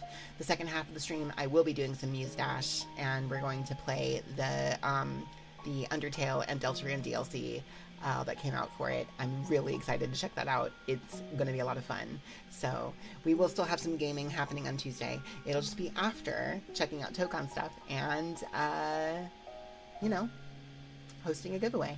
So again, definitely stop by for that one. And then, of course, on Thursday, we'll be checking out Tokan proper for the first time. I'm very, very excited for that. I am very curious to see how it's going to feel, and if it goes well, we'll probably start alternating back and forth. Well, one of two things might happen. Either we'll alternate back and forth between Tokan and Grand Blue, week to week, or we might just try to fit both of them into one stream, right? Just pivot from Tokan to Grand Blue and vice versa. So we'll see how that goes. And then, of course, I guess I may as well talk about the rest of it. Of course, Saturday, we'll be continuing Mother 3. We are not that far from the end, actually. We probably have 2 more streams worth to go, so it probably won't be done this next week, but we're getting close. We're getting very close to the end of that game. Or add another day to the week and run both. I mean, that's a mood, I agree, but unfortunately, I don't know if that's in the cards right now, so, but we'll see, you know. Anyways, then next week Sunday, we're getting back to some Pokopia. It's been a minute since we've played Pokopia on stream, but I am ready to get back to our cozy little silly ditto journey. So that'll be good too. Alright guys, with all of that said, we're gonna go ahead here and check who we might be raiding out to. Let's see. I'm just checking to see who is out and about of the people that we follow. Our friends of the stream, as it were. Bye, bees. Absolutely. Have a lovely night and sleep. Take care. Of course, of course. Let me see here. Until we go again. Jimmy arrived at the end. You're still happy to see me, even if it's... Yeah, I know. I'm sorry it wasn't longer, but the VOD will be up on YouTube if you want to go back and listen to the story. Let me see here. So there are a number of our ASMR buds out there. I'm just checking on something real quick because there was something I saw, and if it's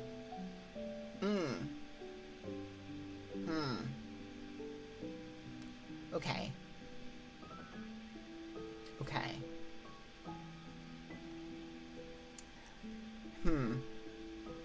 Your close friend from YouTube says hi, he's busy with his passion project, but he should be almost done.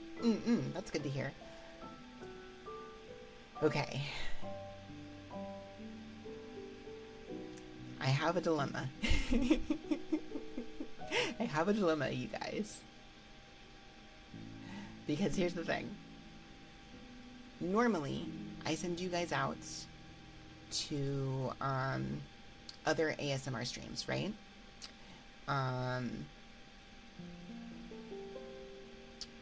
That's normally what we do. And we may still do that. However, I've been kind of waiting for the point in time where the end of one of my streams lines up with when Amber Lee is still streaming, because I've wanted to raid into her, because that's kind of cool. And she's streaming right now. So it's like, wait. It's definitely not going to be the same vibes. So I don't necessarily know if I should, because it's probably better to keep the vibes, you know, even, I guess. But, you know,